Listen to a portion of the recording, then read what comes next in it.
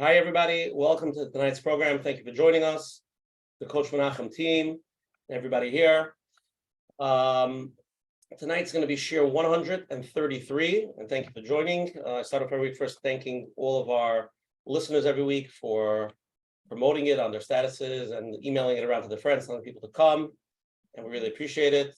Again, like I say, every Shir might not be negated to every single person, but it's definitely negated to a lot of people. If it's not for you, let other people know about it. You don't know who you can help by telling people about it. And we're here to have a Sichas Chaverim, to talk about things, and tonight it's a very important topic, and I'm very excited to learn a lot about it, so we're going to get into it. If anybody wants to join the statuses, you can WhatsApp me at 848-525-0066. Again, my number is 848-525-0066, and sign you up. And every Sunday you'll get the flyers. You can go to menachemberfeld.com, this website, and you can sign up for the weekly emails that will give you the flyers for every week, the speakers, any interesting things that are happening, and also all the replays as well. For all the people that are watching this on YouTube, you can click on the like button. So me and Menachem get a lot of likes. We like likes. And you can subscribe to the channel. So every Monday early morning, when Menachem uploads the shiurim, you can get a ding, you get notified, and you can watch every single week when it comes out. So please join us. I want to first also thank all our advertising sponsors, promote us over here. Firstly, here and foremost, the Lakewood Scoop for here in Lakewood for promoting us the last almost 3 years. We really appreciate that. A special thank you to Ellie and Ariel from 5 Town Central for promoting us on that website as well. A special thank you to Chayla Kaufman from JCN for promoting us on all the digital platforms and all the statuses on Matzav and all those other things. We really appreciate it. The Coach Menachem show is collaborating with OK Clarity to bring greater health and wellness to the Jewish community around the globe. OK Clarity is the online platform to provide mental health support in the Jewish community. On okclarity.com, you'll find the best therapists, coaches, including Coach Menachem Berenfeld, nutritionists, engagement forums, and stay inspired. Menachem will send out all the information as well in the email. So again, anybody's here the first time, we do this every Sunday night at 9:30. This is Zoom ID. We have a tremendous amount of rabbanim, therapists, and just amazing people that come on. That really, definitely, we've done some big things over the course of the last year. So it's been amazing. Please join us. There's still room to join. We let everybody come in. And Menachem next week, February 26th, we're going to have an amazing program with Rabbi Shlomo Slatkin. He actually used to live here in Lakewood. Very nice. He's a young guy. He has a big practice here in Lakewood, and he moved to Eretz Yisrael, and he has a very successful practice in Eretz Yisrael. And I heard from a lot of people that know him. They say he's really unbelievable. It's actually him and his wife. And the topic is going to be emotionally connected parenting, practical parenting tips to help you nurture a connected and confident, happy child. So I think he's amazing. So hopefully please join. Should be something very powerful next week, and please join us. Tonight we have the schus and the honor of having Rabbi Shlomo Slatkin, who we're going to get into him soon, but he has a private practice and he does a lot of group marriage therapy retreats around the globe, and he really specializes in imago, which we'll get into what it is, because I still don't know what it is. And Menachem hopefully will be able to help thousands of people, at least get the concepts and take it from there. Tonight's shir is shir 133, and as you know already by now, we have Rabbi Noach Frieda with us, our Noach Fried with us, and he does our gematrias. And tonight, I think he has a very good gematria. So, our Noach, what does 133 have to do with imago therapy? Here, number 133, which we're going to be discussing, finally fix your relationship problems and save your marriage.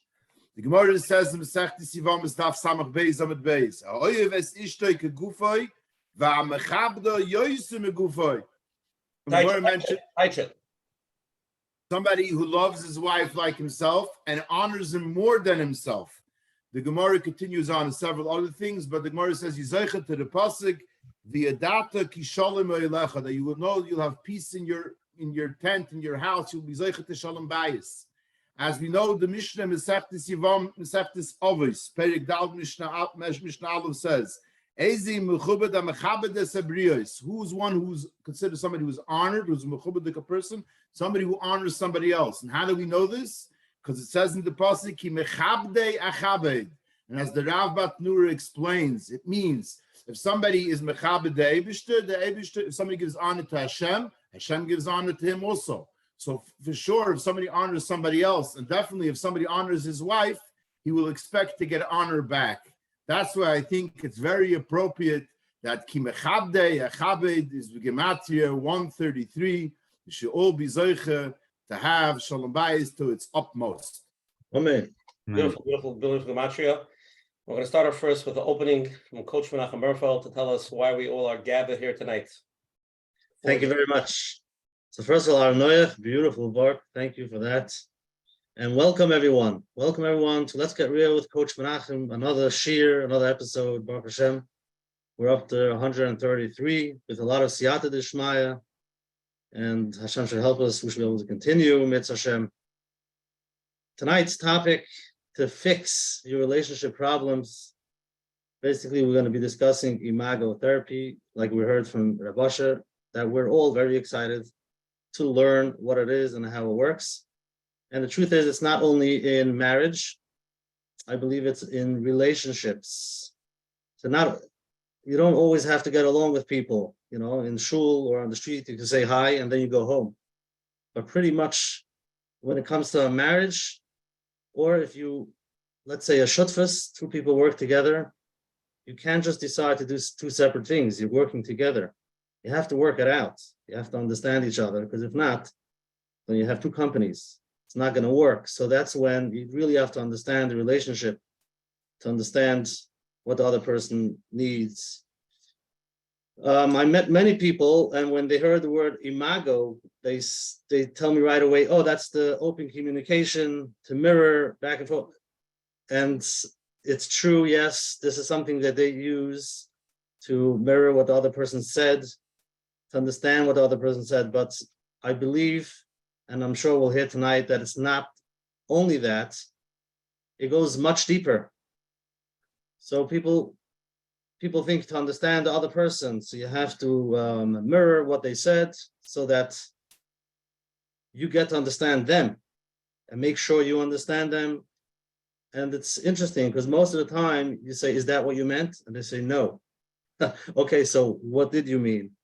So just with that, you can realize having a dialogue back and forth without understanding each other, you're on a different page. But the deeper part, I think, is you really get to understand not only the spouse, the other, you get to understand yourself. And I think we'll hear a little bit about that. But talk about most relationships, most marriages start off on a beautiful, Baruch Hashem, to get married, and it looks beautiful, it looks great. I'm sure there are some that maybe weren't, but most, it looks perfect, it looks amazing.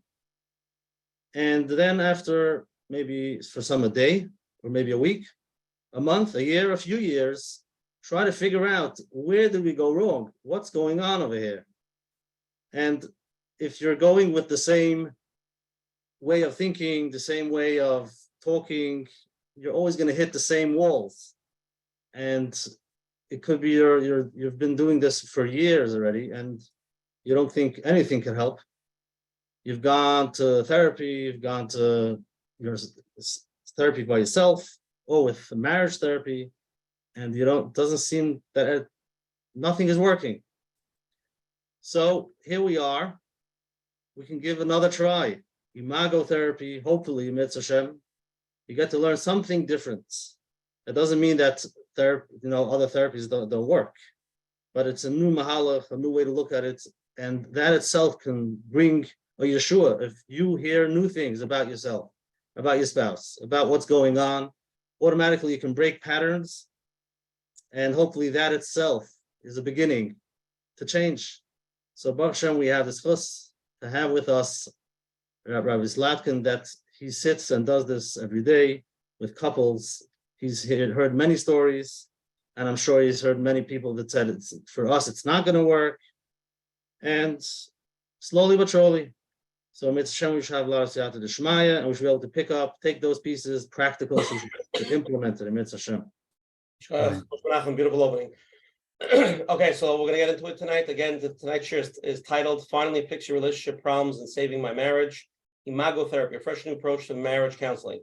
We're going to do tonight's share. We're going to learn Lishmas. My great-grandfather was a big tzaddik, whose yard side is Thursday, Beis of the Beis, which is my birthday as well. And should be a schus for neshama, for all the hundreds of people Menachem that are here tonight, and the thousands and thousands of people that will listen to the share. For Menachem ben Moshe, there's a big aliyah, and should be a big chizik for him, for his einiklach. Okay, So we're gonna read Rabbi Shlomo. I'm gonna read your bio and then open it up, okay? Okay. Shlomo Slatkin, MS/LCPC, is a certified imago relationship therapist, advanced clinician, certified imago workshop presenter, and facility associate of the Imago International Training Institute. Together with his wife Rivka, they founded the Marriage Restoration Project, a global initiative to help couples to keep couples together and stay happy. Out of concern of the global breakdown of relationships and families, Rabbi Slatkin has made it his mission to help marriages in 2 days by way of intensive marriage retreats. He has also created an online marriage school self-guided program as an affordable solution to quality marriage help. Rabbi Slatkin is also the author of several books, which are available on Amazon.com. For more information, go to his work. You can go to his website, themarriagerestorationproject.com. We'll put it on the chat soon, and we will email it out so everybody can see his website. I looked at his website. I saw some of his programs. He does these amazing retreats to really help couples. Some are just, to get better communication. Some couples are really basically at the verge of divorce as well. And it's a big honor to have him here. Rabbi Slatkin, please open it up. Wait, thank you.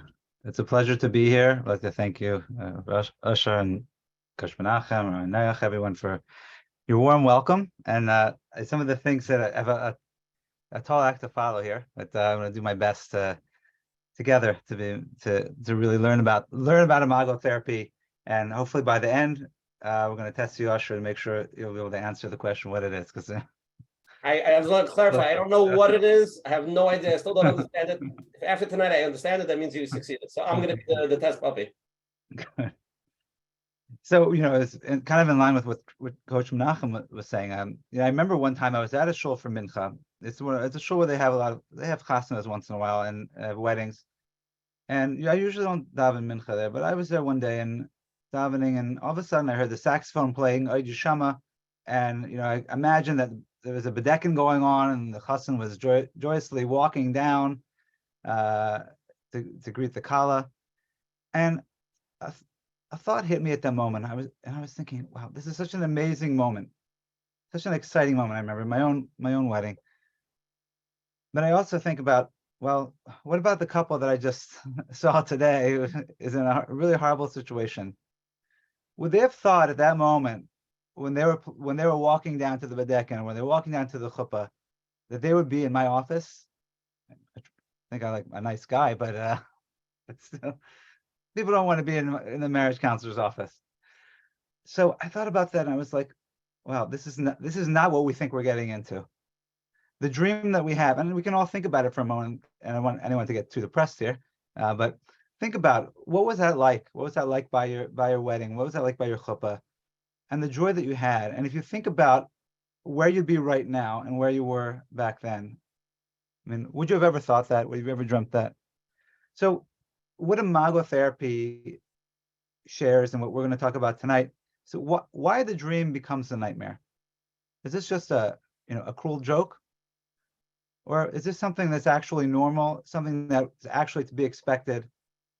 And besides just understanding that, to give you a happy ending, how can you create the marriage of your dreams? How can you work through that, the challenges of the relationship, which are kind of unexpected, and take that to your relationship to an even higher place than it was initially, an even more meaningful, even deeper place than it was initially? For me, this is extremely personal, because I feel like it's like those commercials, like I'm not just the hair club for men, I'm not just the president, but I'm also a member. I'm not just an imago therapist, but I also went through imago therapy myself, and that's really how my wife and I got to this. We had kind of a fairy tale courtship, like a lot of us did in the beginning. The relationship, it seemed great. People would tell us, you're going to fight, you're going to have conflict, and we're like, no, we're different. We know how to I remember during shower brachos, people told us that, like, no. We're both good communicators. I'm a good listener. It's going to be great. Well, we were in for a rude awakening. We began that fairy tale.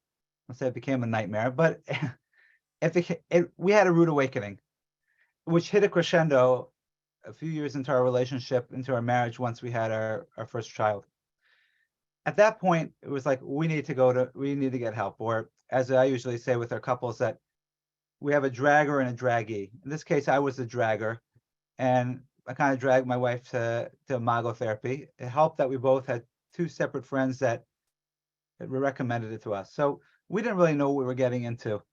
We were hoping it would be good. I remember like we met one time with, some guidance counselor at my wife's school, and I remember how uncomfortable that was because my wife used to would go to him a few times, and we came after we got engaged and we talked, and I just felt like uncomfortable, and we felt a little bit of tension afterwards. So what's it going to be like just going to a marriage counselor? Are they going to make it worse? Are they going to take my side? Are they going to take my wife's side? We're already in a difficult place. How's it going to help?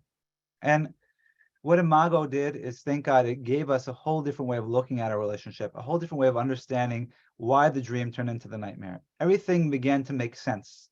We started seeing all of our conflict it was like a picture perfect puzzle. Now, did it resolve all the problems right away? No, it took work, but it gave us the skills to work through the conflict and be able to achieve an even better relationship than we thought of initially. And I remember we had, silly little issues. I remember the time I was newly married and I came home, and, I like to, my wife was a professional organizer. It used to be in a previous life before she did this. And I wouldn't say I'm a hoarder, but I'm a sentimentalist and I like to collect things. So if we get like one of these magazines and there's like a nice Dvar Torah in there, I wanted to save it because I wanted to be a pulpit rabbi. So I always like saving material. So I had a little stack of magazines and newspapers that I would save. And one day I came home and I noticed that my magazines and newspapers were missing. Like, what is going on here? Now, my wife was, she just was trying to make the house look nice and wanted things to be neat and orderly. But for me, it was very difficult. Or another time, I remember when we were looking for our first house, and a friend of mine, it was an older friend of mine, he came with me. He's kind of like a father figure. And he came with us to look. He knew the neighborhood a little bit. So he came with us to look at this house. And we were looking at the house, and like we were talking about, my friend and I were talking with my wife right there. Well, this would be a great place to have like a study and your sparring, and there we could put the exercise equipment. And my wife was like, after, she's like, what are you doing? Like, are you moving me into this dump? Like, she didn't really like the house. I was like, oh no, like I'm not deciding on moving here, but it just was like, we're just like imagining what it could be. So, these are two little things that, all of a sudden we started asking ourselves questions like, who is this person that we married? Like, I thought you were this, and turns out now you're doing certain things that maybe I'm not so happy with. And, I can get into more detail, more examples, but I don't want to bore you with my own stories. But I think we all can relate, we all can resonate with some of these things that happen in the beginning of the relationship, but sometimes they actually develop into really big issues and snowball. So we did the work together, and I was getting my degree in counseling psychology at the time, and our therapist said, you know what, Shlomo, you should really do the training. You'd be a great imago therapist. And I said, yeah, this actually works. Like, I really, a lot of therapy, I was a little skeptical. I was in school. I didn't necessarily believe that it worked. And I saw that this worked. I experienced it myself. And it helped me a lot in my work with couples, because I always have the hope for couples, because I know that we didn't necessarily have the hope going in. And I found the hope through this work. So couples are coming in at the lowest many times, and they need hope. And that's what imago can do. And I haven't showed you exactly how yet, but we'll find out. One of the things I want to kind of a little bit of a disclaimer, because I can hear everybody's the question, especially with a Jewish group here. You have what about this situation and that situation? Maybe that doesn't work in this way and that way. So we can go through all the little details, but for the sake of simplicity, we're dealing in general with couples where you have two people that want to make it work. It doesn't mean that your situation is good. We're not talking about just simple squabbles. You can have some really serious challenges in the relationship, but both people are committed to the process. Both people are open, and both people want to make it work. Those are the couples that will be most successful. Does it mean that a person who's unwilling won't turn around? Not necessarily, but we're not going to, I'm not addressing cases, of course, where a person's life is in danger, God forbid, or physical abuse, things like that. We're not talking about that right now. We're talking about the overall normal fights that people have that can get pretty challenging. But I wanted to think kind of the run of the mill. couples conflict, which unfortunately does wind up resulting in divorce over time if it does not get addressed, if the couple doesn't want to work on it. So with that said, I want to show you a little story. So Ushi, he mentioned that we do couples workshops. So we do group workshops. We have one coming up actually in Baltimore, March 19th and 20th. It's a Sunday, Monday. We're actually the only imago therapist, at least in the US or North America, that do non-Shabbos workshops. So we have a group of couples. We have Jewish couples, we have non-Jewish couples, we have a mix. But we had a couple come last month to a workshop that we did, and they told me that they were on the verge of divorce. This was it. They had been to 3 couples therapists, and the wife liked one of them, the husband didn't really like the other one. It just wasn't going anywhere. So they said, in the beginning, when we go around and everyone shares, what they're looking to learn, and people are tearing up, and so this is it. This is the end of the road. If this doesn't work, like, I'm done. So it's a lot of pressure on my wife and myself at the beginning to hear that, but we know and we've seen how this process can really make a transformation. So usually it's very tense in the beginning because people don't, why am I here? Is this really going to work? And by the end, it's a beautiful thing to watch. Couples work really hard for 2 days, and they see their relationship in a whole different way. So this particular couple I was working with after our workshop, and they told me, I talked to a few other couples at the workshop, and about maybe 4 other couples were in the same boat as we. They've been to therapy. This was it. Like, if this didn't help them, they're done. And Baruch Hashem, what they experienced in those 2 days, gave them hope, gave them an understanding of what had happened. They felt that the other therapy that they went to, it didn't really scratch the surface. It really didn't deal with the real issues. Finally, they could see what was really going on. Finally, as the wife said, I felt that you really listened to me. I felt that you really understood me and saw my side. And it's a powerful thing, because you could be going to, and it's especially frustrating if you're going to therapy and you're getting help and you're getting nowhere. And then it just makes you think, well, there must be something really wrong with this relationship if therapy can't help it. And we'll talk about, what's good therapy, what's not good therapy. I'm not here to bash any other types of therapy, and I'm not an expert in any other modality to speak authoritatively, but I can show you how imago is unique and what the ingredients of good therapy in terms of supporting a couple and helping a couple get out of the roughest places.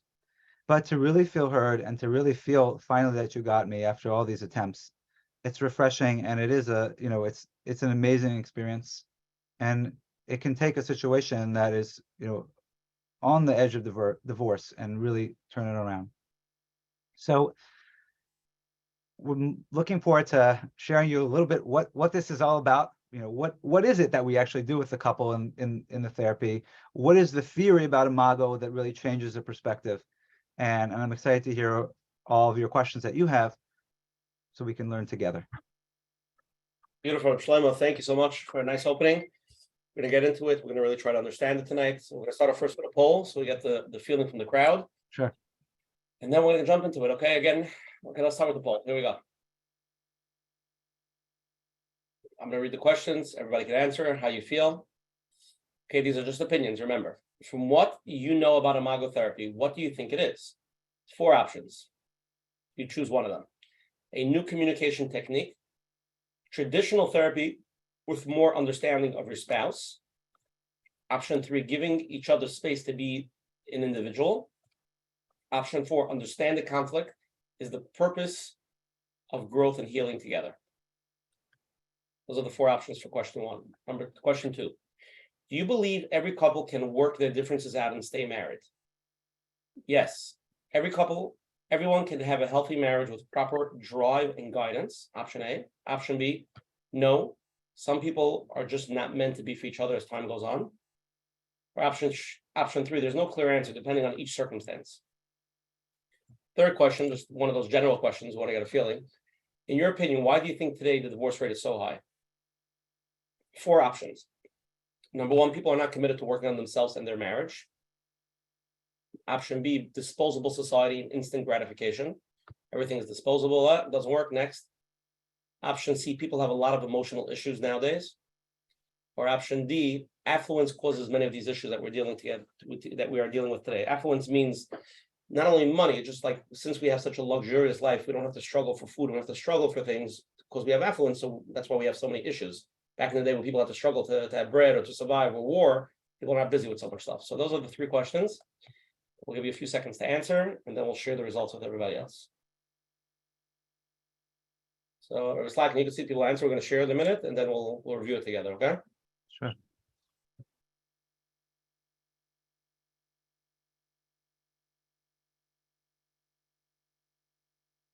Five, 4, 3, 2.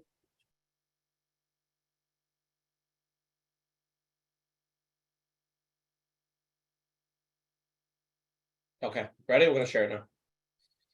Okay, from what you know about imago therapy, what do you think it is? So it says over here, 41% of people say it's a new communication technique. Only 8% of people say traditional therapy with more understanding of your spouse. Only 9% of people say giving each other the space to be an individual. And 42%, so number 1 and number 4 is pretty much split. Understanding conflict is the purpose of growth and healing together.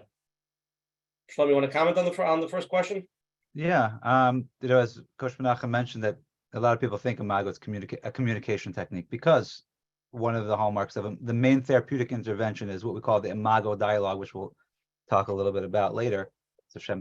But that's just, it's not about just communicating. It's about a whole way of being, a whole way of experiencing the other person.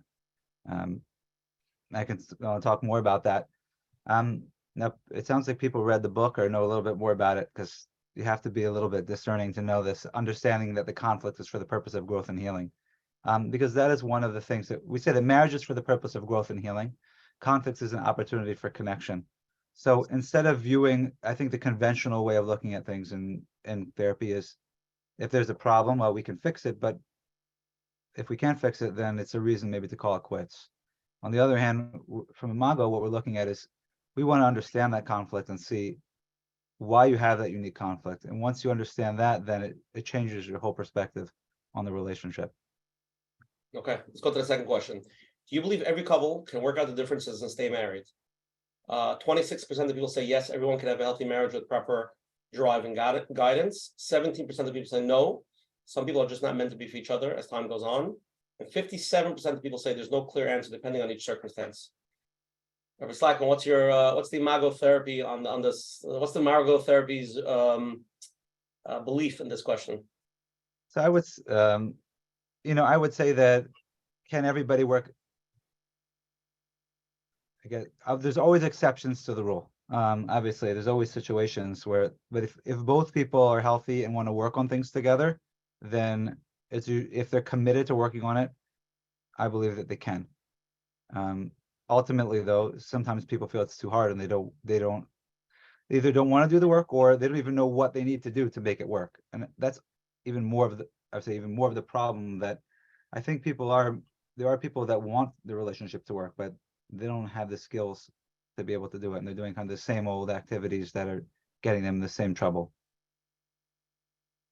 Okay, and the final question, in your opinion, why do you think the divorce rate is so high? The 52% of people believe because people are not committed on working on themselves and the relationship. And 23% of people believe in disposable society and instant gratification. 19% of people said people have a lot of emotional issues nowadays, and only 5% of people think it's affluence causes many of the issues that we're dealing with today. What's your I think commitment is a big challenge. I think people in theory want to be married when they get married, and they want to stay married. But part of the problem is they don't know what to expect. So they think relationship's supposed to be great. So when the dream becomes a nightmare, it's very hard. Why should I stay? Why should I stay? So that is a challenge. I think all of these answers, I mean, they're kind of tied into each other.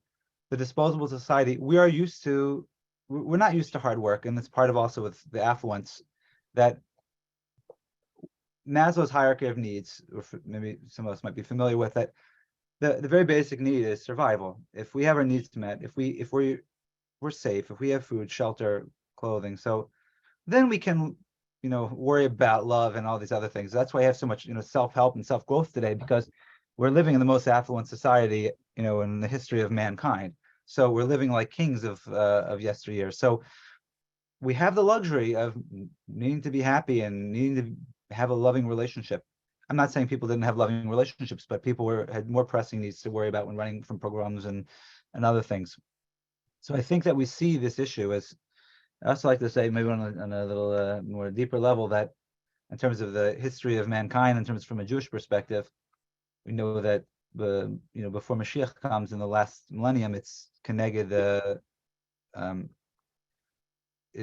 sixth millennium is connected the Midah of Yesod, which is all about connection and relationship. So it's no coincidence that the things that we're working on to be able to bring completion to the world is about relationships.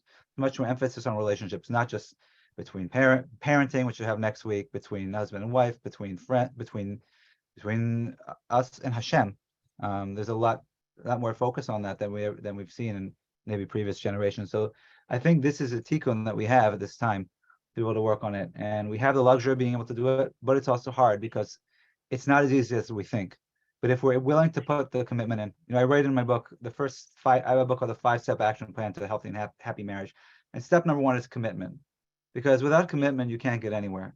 Commitment basically aligns your whole being to be energized to reach your goal.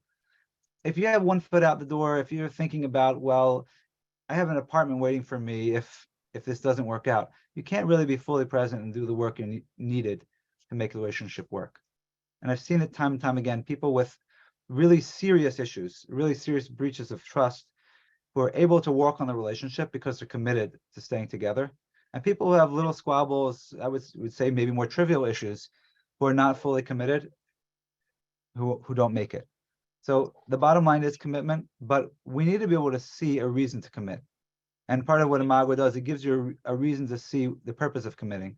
Because if you just experience the pain you're in, why would I want to be committed to this person who's hurting me?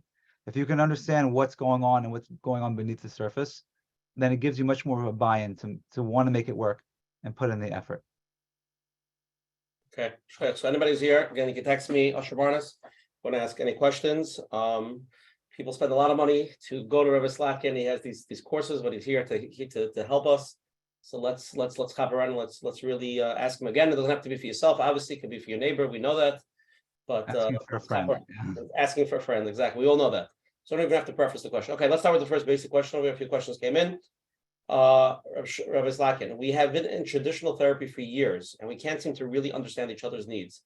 Is it possible we're just not made for each other? Wait, so a few points to the question. I want to address first this idea of being made for each other, not made for each other from the imago perspective, and then we can talk a little bit more about traditional therapy versus imago. So first of all, what does it mean? A lot of people say, not made for each other. Maybe your therapist will tell you you're not made for each other. Hopefully not. What does that mean? So from an imago perspective, which I find it seems very, very much in line with Judaism, there is a belief, I would say, you could call it hashgacha pratis. And I think I remember when I got engaged and I was telling somebody about how unbelievable the whole story is, how I met my wife. And she says, people really see the Yad Hashem, people really see the hashgacha pratis, divine providence in shidduchim. And when a match comes together, they see the hand of God. And it's true. But for some reason, we all become a little bit heretical when things go south. When we start having problems, we forget about the hand of God. We think that maybe God really made a mistake, that we thought he made the perfect match, but now it turns out it wasn't the perfect match. So imago is not a religious therapy, but imago sees that there is a reason, there's a purpose. There's a purpose for why you picked each other, and the purpose for the challenges. So we assume, and we say that you really shouldn't assume, but one thing we do assume is, as imago therapists, is that the couple that's in front of us is in the right relationship. How do we know that? We all have an impulse to connect. We're all looking to connect with someone. It says, the Torah says, that a person leaves their father and mother and they cleave to their wife. That the idea is that we are born in connection, and we are looking to create connection with the mature partner. in a marriage. So why do we pick our spouse? So we'll talk a little bit later, maybe about different situations, but we'll talk about the imago, the general imago perspective, then we can tailor it a little bit more to maybe what some people are used to. So whether you have more a Western type of dating, romantic dating, as you call it, or whether you went out on a shidduch, but you felt a connection with this person, a strong connection, there is a reason that attracted you to that partner over somebody else. Most people don't marry the first person they met. Some people, but so there could be, you could have gone out for 10 people, 20 people. Why did you pick that person? So imago suggests there is a deeper reason, and we have conscious reasons. We have many different reasons, but there is something going on in the subconscious. There's something that attracted us to us. It's almost like an antenna that's connecting us to that person. We're looking for a certain type of person. From a Jewish perspective, we could say that Hashem brought us to this person. He made us attracted to this person for a very important reason. So what imago would say is that we are looking for our imago. And I'm going to tell you what the word means. You've been waiting. Imago means image in Latin. We have an unconscious image of our ideal partner, which means we are unconsciously looking for the ideal spouse. So who is that ideal spouse? Is it the person that we wrote our list of all the things that we want, or is there something deeper? So what imago suggests, and some of you who are might be a little uncomfortable with this, but it might feel a little bit shocking, but what this suggests is that this image is the composite. It's a combination of the positive and negative characteristics of your primary caretakers, meaning your mother or your father. You are looking to marry someone very familiar. You're looking to recreate the childhood, because marriage is, as we say in imago, the unfinished business of childhood. It's a chance to get it right. So I can hear people asking, what does this sound? Freudian. So imago borrows some of the psychodynamic ideas, and it's eclectic, has some other things as well, but object relations, I don't want to bore you all the technical psychological mumbo jumbo, unless you're interested. I know we're not all clinicians here, but for our purposes, we are looking to find somebody very familiar in order to get it right, in order to grow and to heal. So let's understand what this means. There's a lot that we can do to unpack this, and it's really unbelievable because I see this on a daily basis. People might think this is crazy. I see it on a daily basis how it plays out. So the childhood, this does not mean that you had a bad childhood. This does not mean that your parents were abusive. Those of you who are parents, we do the best job we can with our children, we don't always understand what a child needs. If you think of a little baby, a baby cries. Now, what does the baby need? The baby needs a diaper change, the baby's teething, the baby's tired. Maybe there's something else going on. You don't know, because the baby can't communicate. You can intuit what it is, but you're not going to know because the baby can't tell you. And similarly, as children get older, they're not always able to express their emotions. So we do our best to attune to the child. We do our best to figure out what they need, but sometimes there's a mismatch. We have situations where people really do a horrible job. They really hurt their children. They really invalidate their children. Everyone's doing the best they can based on what they learned from their parents. And this is a tradition that we pass on from generation to generation until we can get conscious and stop it. So we're not here to blame parents, and we're not here to use it as a crutch. Oh, I had a horrible childhood, so that's why I do this. It's not an excuse, but it's a way to understand the context. So two people are looking for someone to remind us of the childhood so that we can get it right. And why is this so powerful? Why can't we just find somebody? Why don't we just have a list? Okay, these are the 3 things I didn't get growing up. I want to find somebody who will meet those needs, and Shalom Al Yisrael, we live happily ever after. Well, that would be nice, but that's not the way it works. We have to have an element of conflict, as we learn that when Hashem created Chava, it says Esela Ezer Kenegdo, that she is an Ezer, she's a helpmate Kenegdo, against him, which means that the against him, the opposition, the Snagdus in the relationship, serves as the Ezer, as the assistance. That's what helps bring out the growth and the healing. it would be boring if you just, everybody gives each other what they need and it's all good. There's something to be said about bringing out the good and the healing through the challenge. So we'll give an example. So the Gemara talks about this, and the Rambam codifies this in Hilchos Tshuva. How do we identify tshuva? How do we know if somebody really changed? So the real way to know that somebody changed is they're in the same circumstances, the same situation, and they pass the test. It's easy to say that I changed if it's not as difficult, or if it's some other situation. But if I'm in the same situation, or I feel or experience in my body that I'm in the same situation and I change and I do something different, that's where it shows that I've really grown. And that's what's happening in this situation in a marriage. Because, as we said, marriage is the unfinished business of childhood. Your spouse is going to uniquely push your buttons. And if you're able to respond differently than you did growing up, that shows that that you have actually, I would say, passed the test. So let's explain a little bit more about childhood. So, one more point about this. When we see what the issues are, we know that we see that we're in the right relationship. We see that it's tailor-made for us. So childhood, as I said, childhood, it doesn't have to be a traumatic childhood, but the nature of trauma and the nature of an experience as a child, because children are very suggestible, that when something happens emotionally to them, it goes right down, it bypasses that logic part of your brain. It goes kind of etched into their software, their programming. And so too, that's what happens with a trauma. So I've even had people where maybe whether the childhood was bad or not, they had a traumatic experience.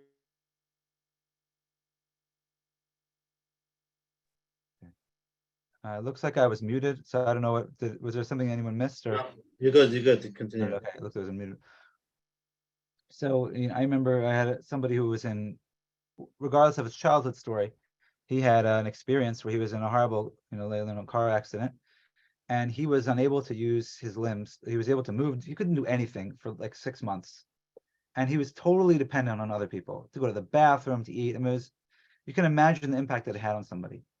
And the scariest thing and the issues that came up for him in a relationship were around that. It kept going back. The triggers that he had with his wife went back to that same experience of being helpless. So you could look at the situation on a surface level and think about what they're arguing about, and you can never really resolve the problem. But we had to go deeper to understand what was going on and where it was coming from. So I want to just want to backtrack a little bit. So, and then I'll go more into this. So you have the romantic stage. You fall in love, or you choose somebody, you're attracted to somebody who seems like this amazing partner, seems like this great person, the dream spouse. And then all of a sudden, after the commitment happens, we have what we call in imago the power struggle. And the power struggle is normal, it's expected. And this is where couples fight. This is where couples get divorced if they can't take it anymore, or they stay married and are miserable. And this is where couples are when they're coming to counseling, unless it's like a pre-married couple that's mandated by the rabbi to go to counseling. But even some pre-married couples have challenges. So the power struggle is like, what did I get myself into? This isn't the person I thought I was marrying. And we start fighting. And we're suffering, and we start wondering, questioning, would it be better with someone else? Did I pick? This is the question. Maybe I'm just not with the right person. So what we suggest in imago is, because marriage is an unfinished business of childhood, and because we are looking for this imago, we need to get conscious. We need to understand within the power struggle, why does this bother me so much?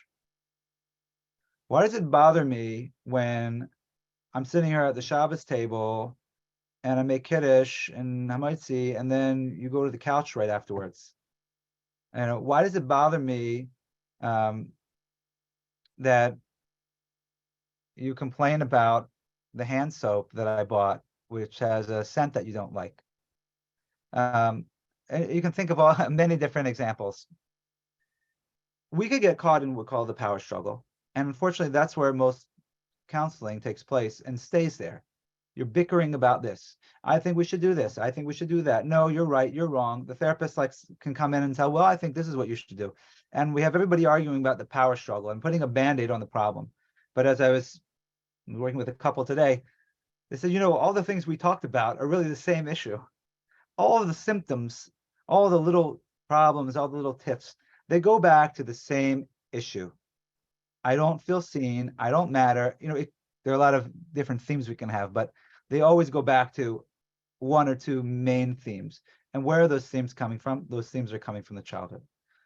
And this is a power of what we call the conscious marriage. That what the job of the imago therapist is to help the couple, or even if you're not going to imago therapy, if you're doing the work on your own, it's, getting conscious about your childhood issues. Why does it bother me? Instead of pointing fingers and blaming your spouse for your misery, understanding, why does it bother me? And we have a saying, we say, if it's hysterical, it's historical. If it really bothers us, if it really pushes our buttons, then it's got to be something deeper. Or we also say the 90-10 rule. It's 10% the trigger and it's 90% what it's triggering. So we have a video on our online course video. We have a video where my wife and I actually do a demo of the dialogue process, and it's a real reenactment of a wonderful fight we used to have every Erev Shabbos. And every time I watch it when I train therapists, I have this like visceral reaction. I mean, we're doing a really good job. I really feel like we're really back there in the kitchen.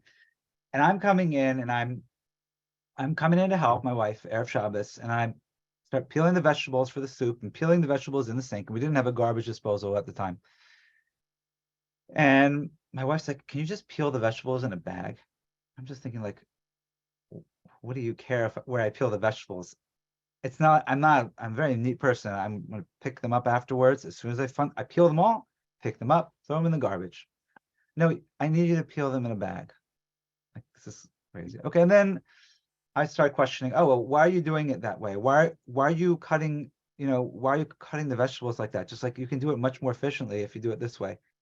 And we're fighting. Then finally my wife just runs out of the kitchen. And this was like a recurrent, we could not cook with each other every week. It was a nightmare. And then I wound up having to do everything. So I have she was annoyed with me, but I was also annoyed with her. And I had my whole story. And I'm thinking, like, wait a minute, I'm such a good husband. I'm coming here to help you. And now, now I'm the bad guy. What's going on here?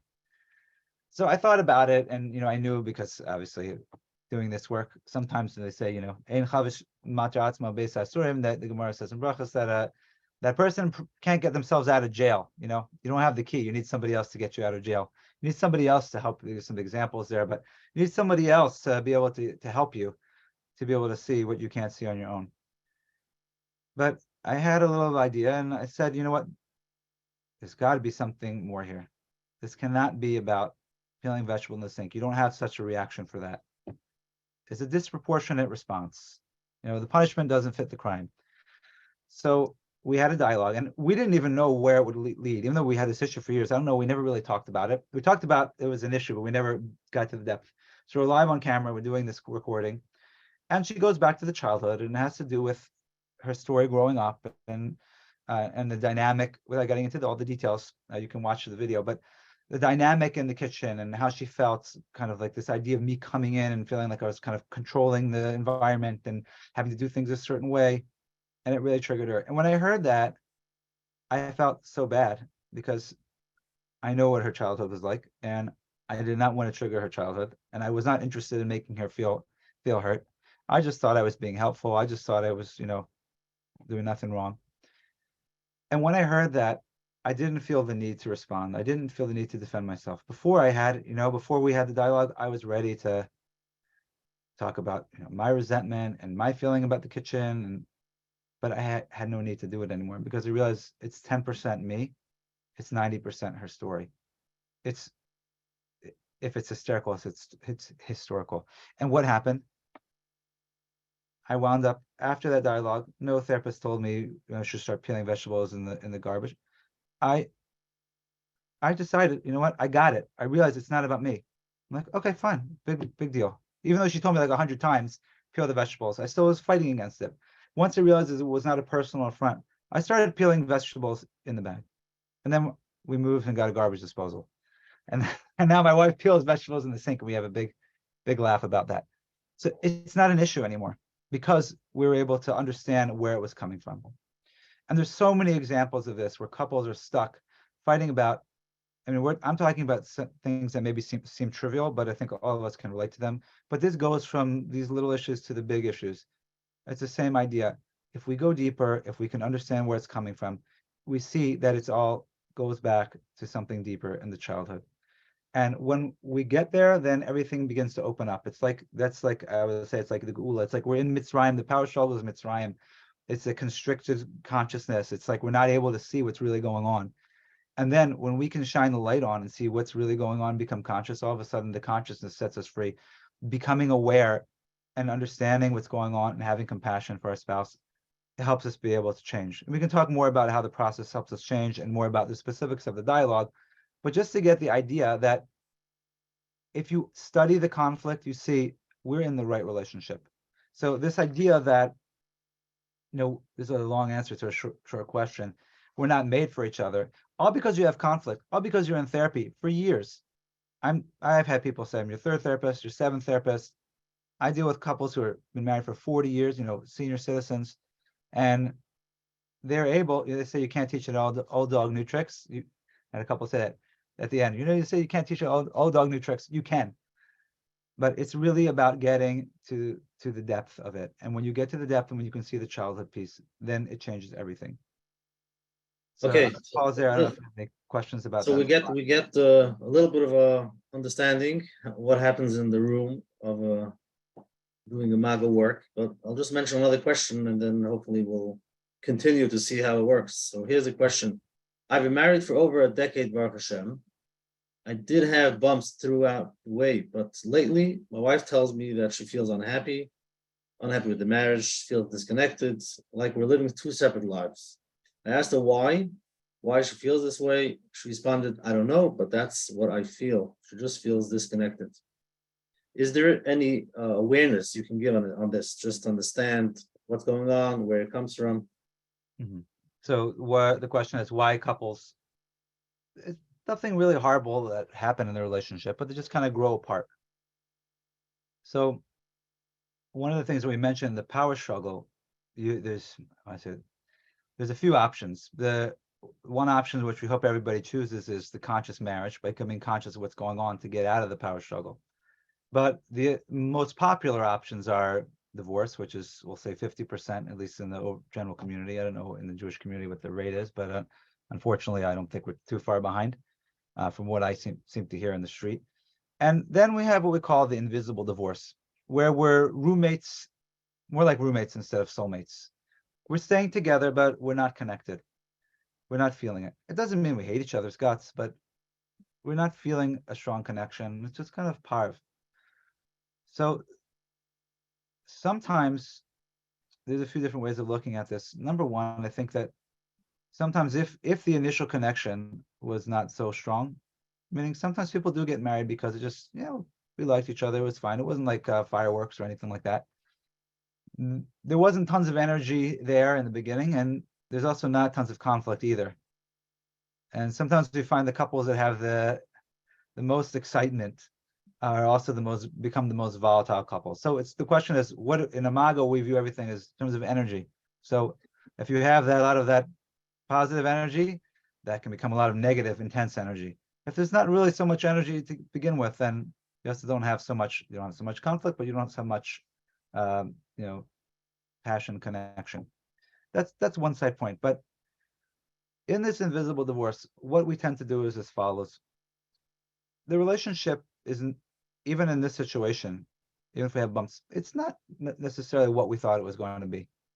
And we feel disconnected.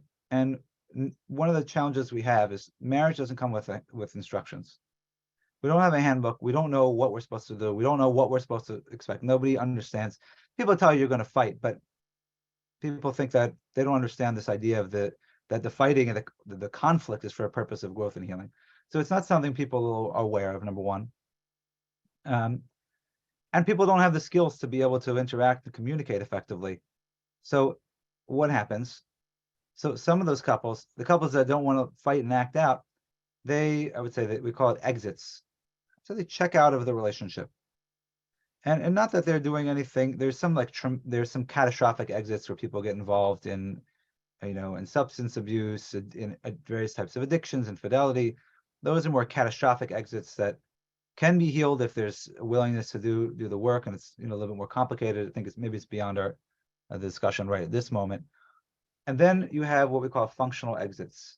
And functional exits are everyday activities that are normal, that are totally fine to do, but if we engage in them to avoid being with our spouse, those are ways of checking out of the relationship. And what it's like, if you can imagine, the relationship exists in the space between the couple.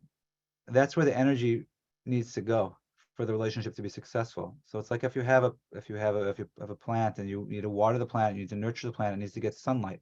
But if you don't nurture the plant, if you just live together or you just coexist, and not for any wrong reason, people's lives get busy.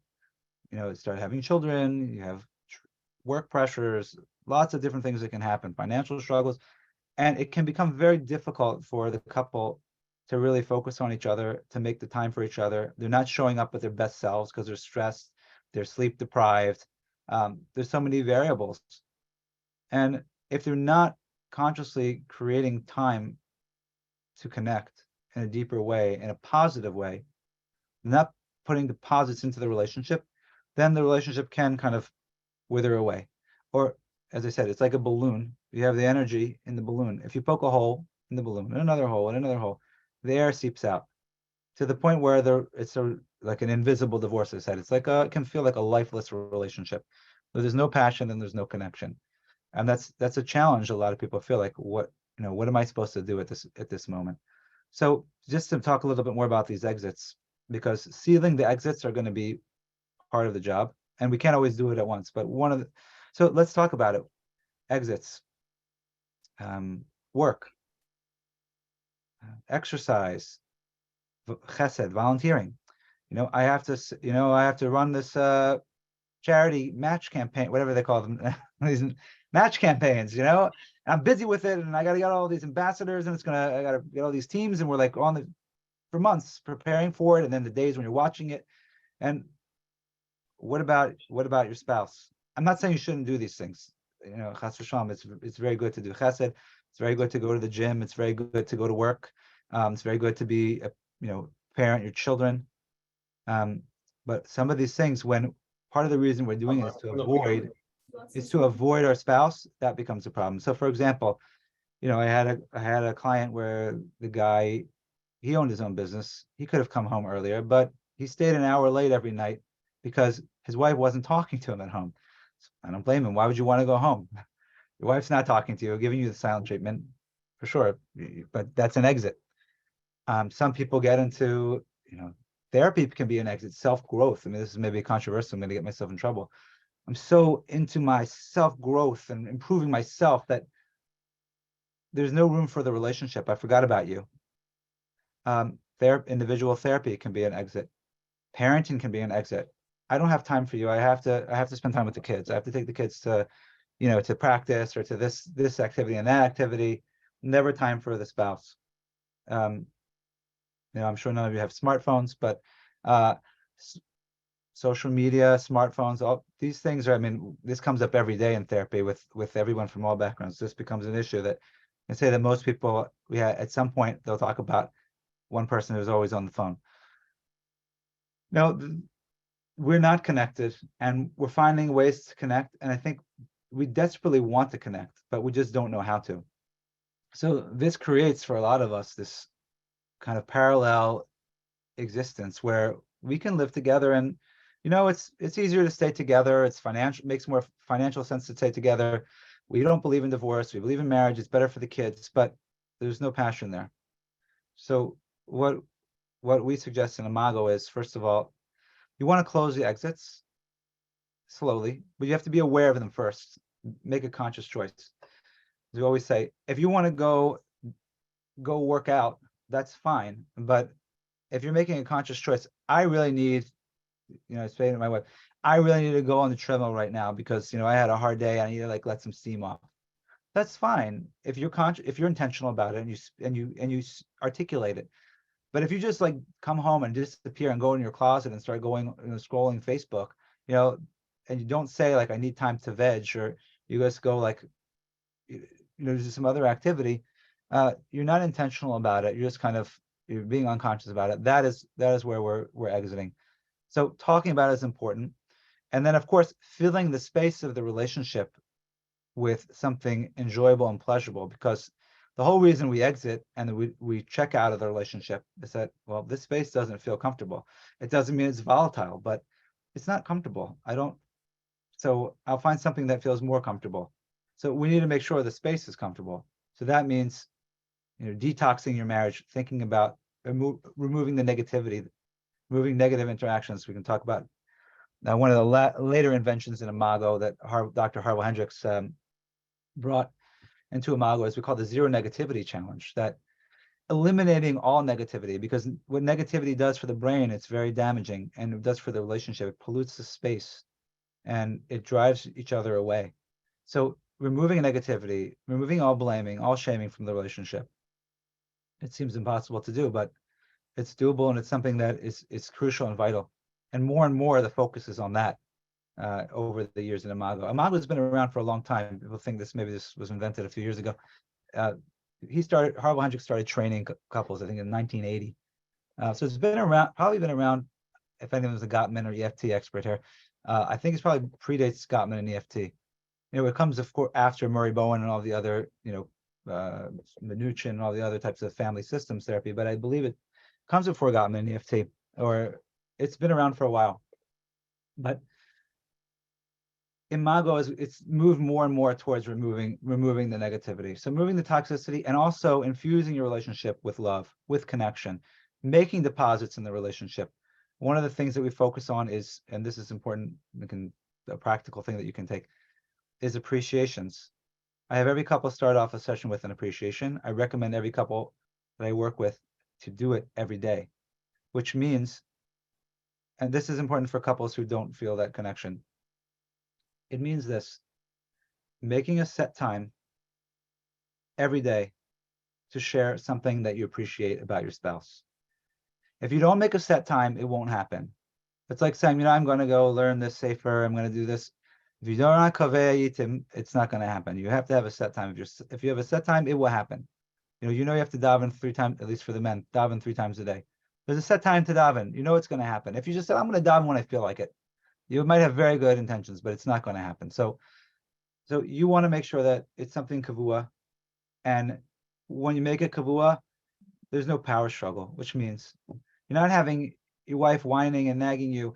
We didn't do the appreciations today. Why don't you do the appreciations? Or the husband complaining, I thought we agreed to do this, and you didn't, and you don't really care about the relationship, and becomes one-sided. It becomes another thing to fight about. I'm not interested in giving you suggestions that are going to create more conflict in your relationship. If you both agree to it, making a time, sitting face to face for 2 minutes. One thing I appreciate about you, a quality I appreciate, or something you've done for me. No backhanded compliments, purely positive. Then your spouse repeats it back. What I heard you say, I'll talk about mirroring later, but what I heard you say is you appreciate that I, made you your favorite dinner tonight. And they ask, did I get you? Is there more? And then you share the reason. I appreciate that, really appreciate that, because it makes me feel like you care about me.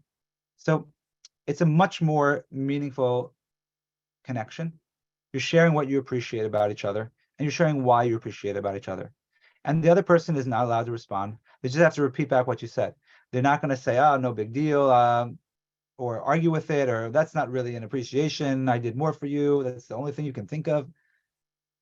Purely positive opportunity to connect. And when you do that on a consistent basis, you begin to experience your spouse as somebody that you want to be with, somebody that's enjoyable to be with. Your brain feels it differently, because if you don't have the negativity, it's almost like we become addicted to the negativity. So we need to replace it with something else. And if you get used to receiving this positive feedback, it does change. And it does give you the opportunity to connect. And one more point, and there's a lot more we can say about this, but one more point is also to do new activities together. When we do new activities together, like dating, date your spouse again, make a date night, go out together, do fun things, learn new things together.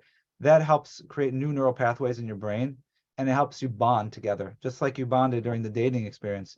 It helps you be able to bond. So it is possible, it kind of dovetails on both. It's possible to be able to reconnect. It's not even though you don't connect doesn't mean you're not in the right relationship. You can make your relationship better. You can infuse it with some more positivity, and you could ask yourself and get a little bit, self-aware. What's bothering me about this? Why do I feel like I'm not able to connect? Sometimes there's something deeper there. Sometimes there's something that's preventing. I'm afraid to connect. I don't want to be vulnerable. I'm afraid if I'm vulnerable, then what if I get rejected? And then it's just easier to like put up a wall. And sometimes that's the case in a lot of relationships. I was going to ask you if you go back to see the childhood. Yeah. Well, you mentioned before. What's the reason why this person is looking for exit strategies? Escaping. What's going on? What's behind it? Do you go back to see what's going on in childhood?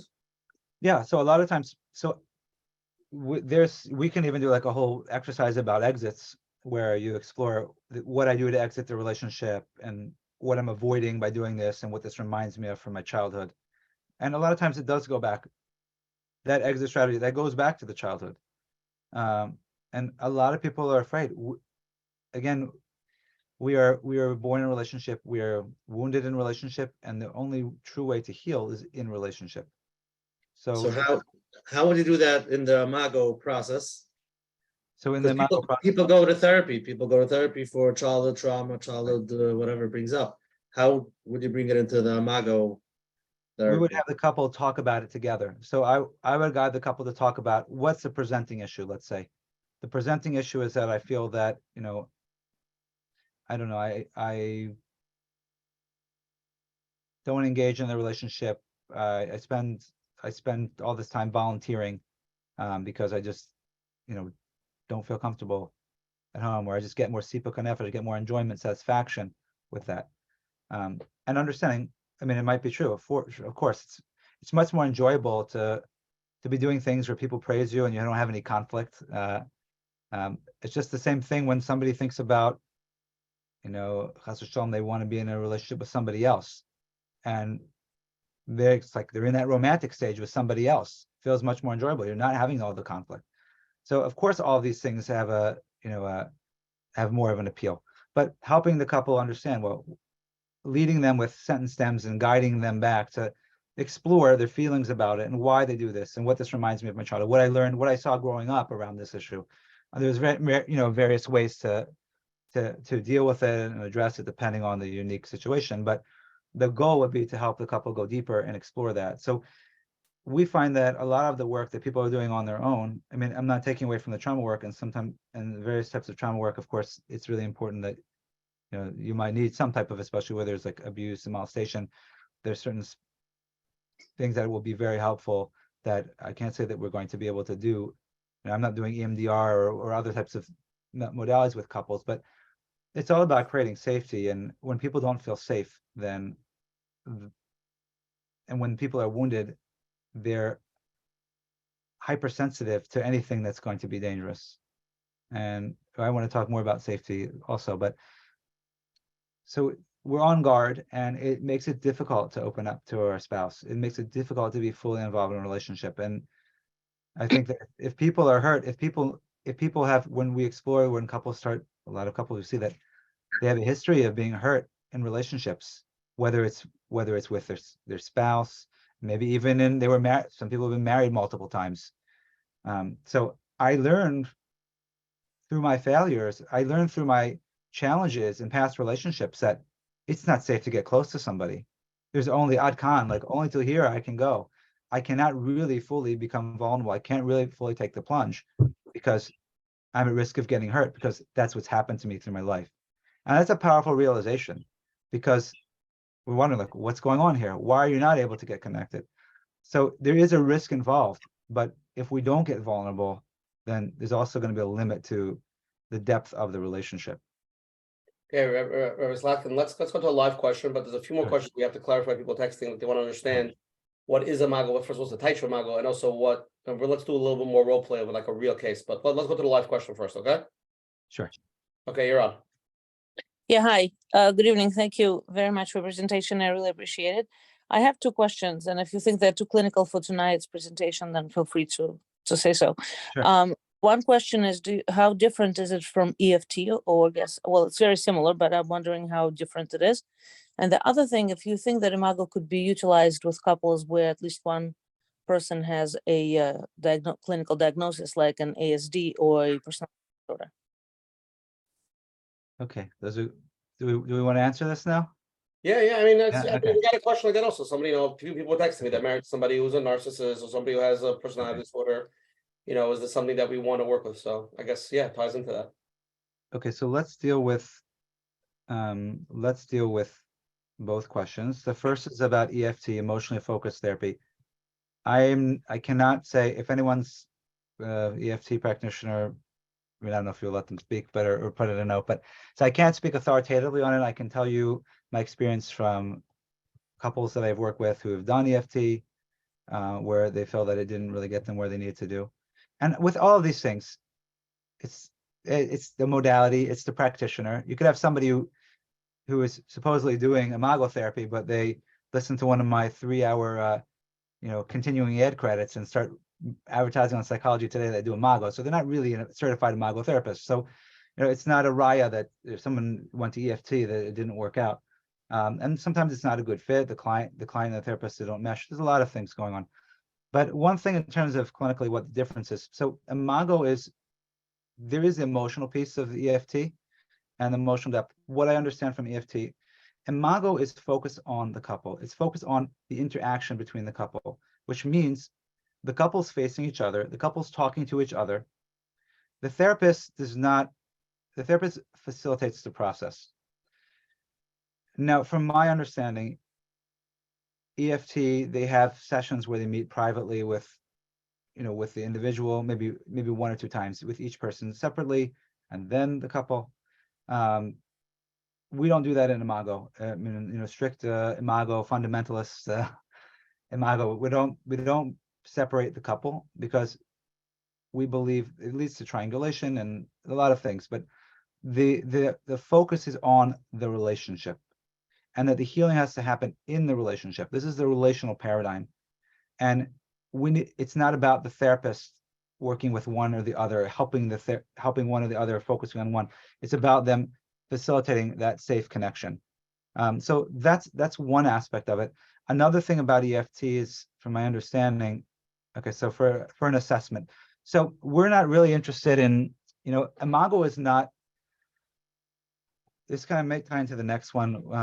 I don't want to say it's not clinical. It is clinical, but it's not as clinical as maybe some of these other modalities.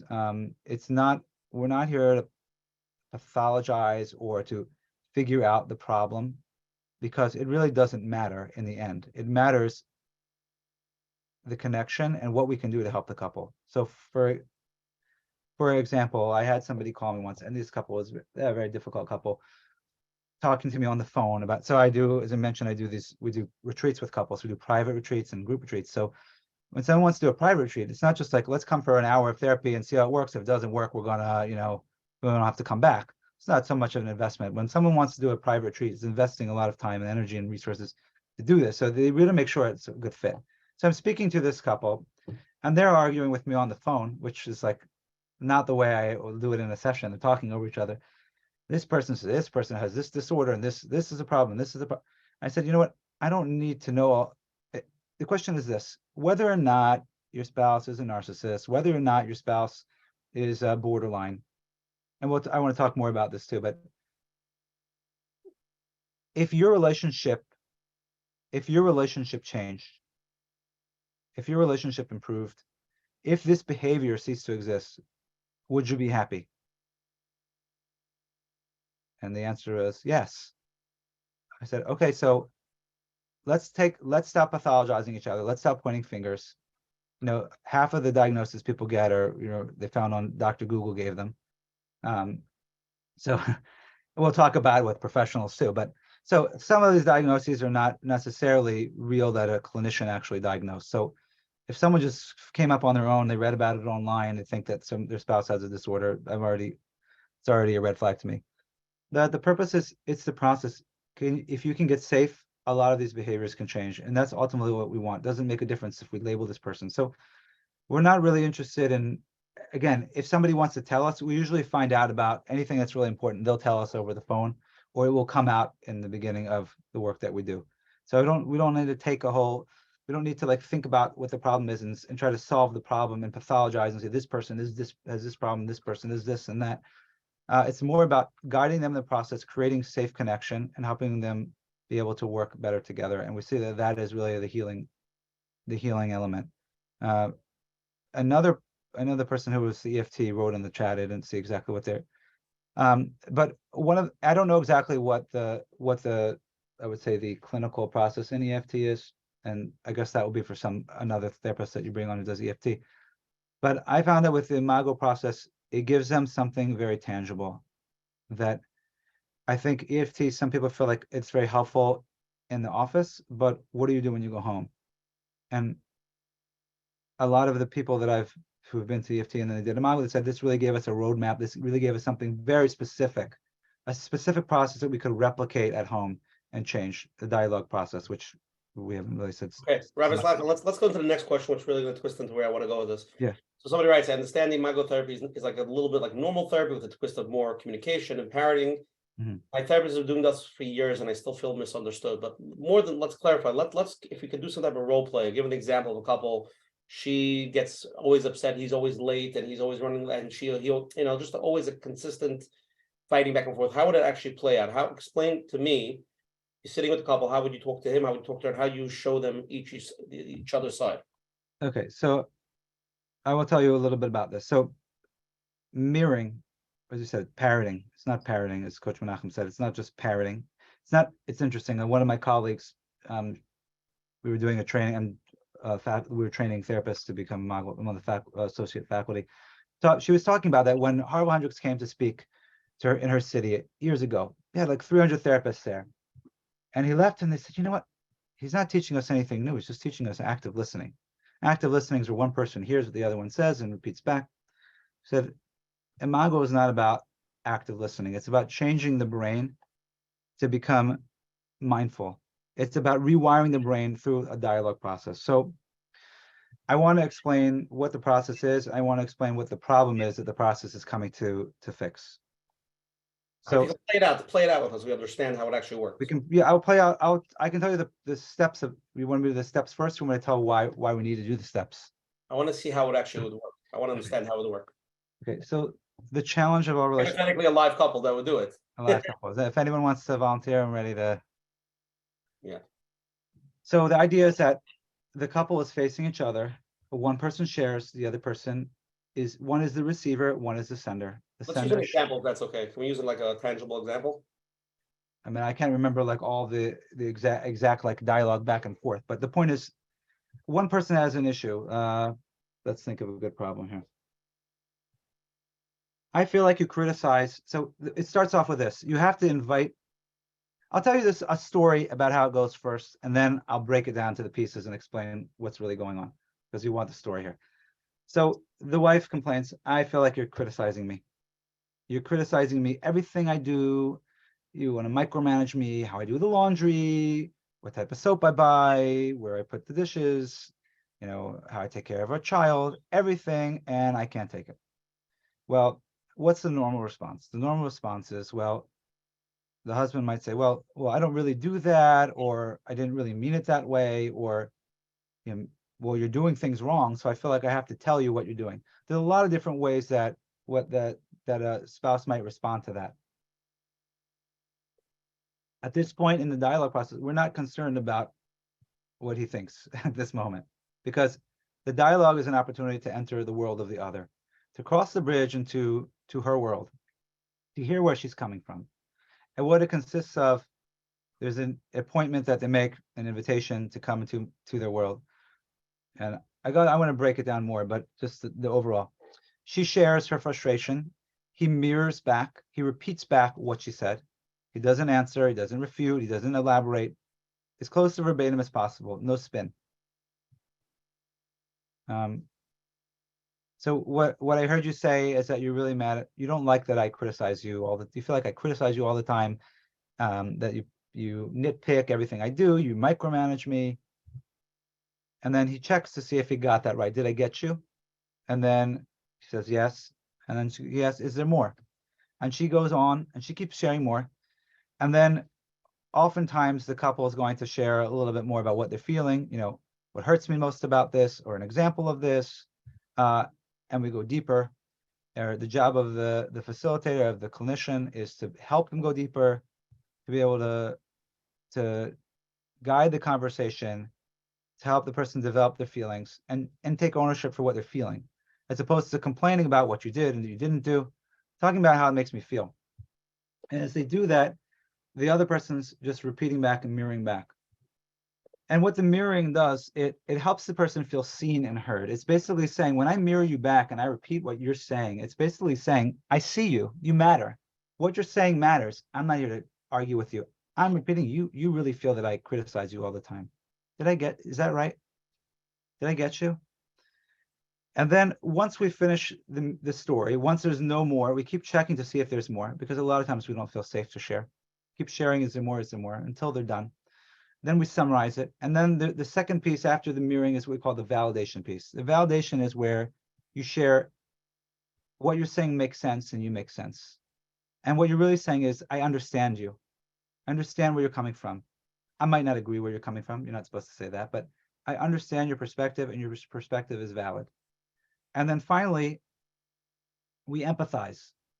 And that's how you share that. I feel you. I feel what you're feeling. I imagine when this happens, you're feeling sad and scared. Did I get you? Is it right? And then that's the point where I help them go back to the childhood. And I have the person sharing what this reminds me of my childhood is. And when we do that, all of a sudden, we kind of drop. If you have the tip of the iceberg, that's the issue.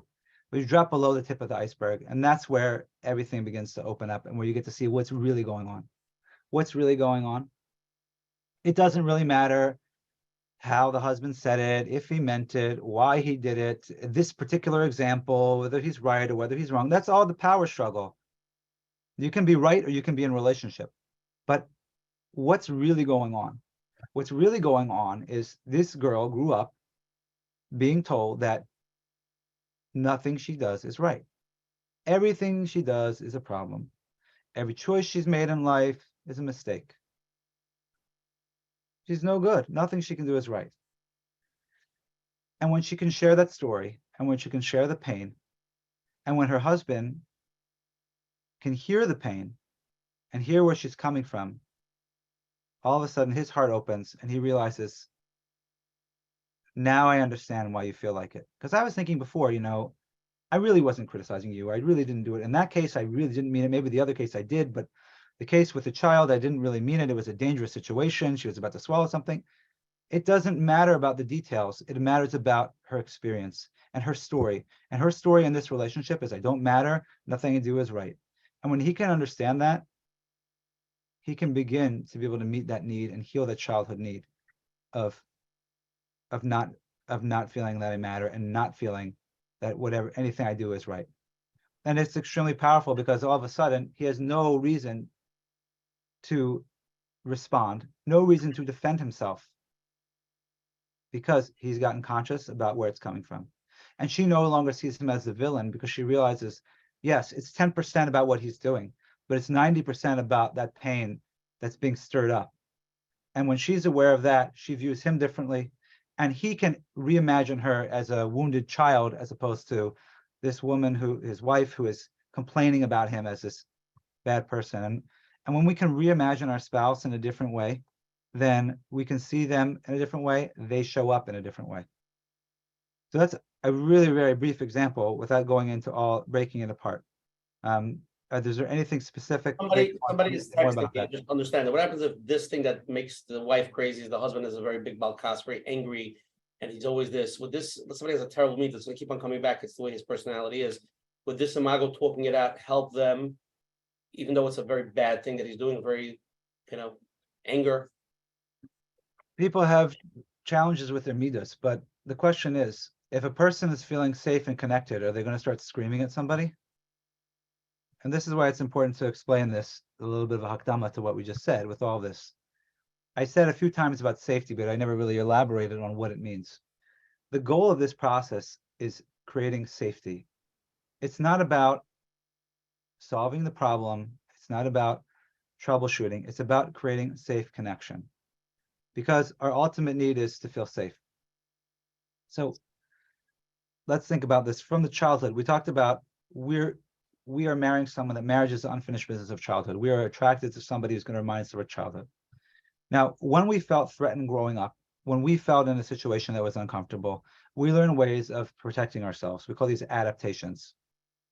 So we either shut down or we make a lot of noise.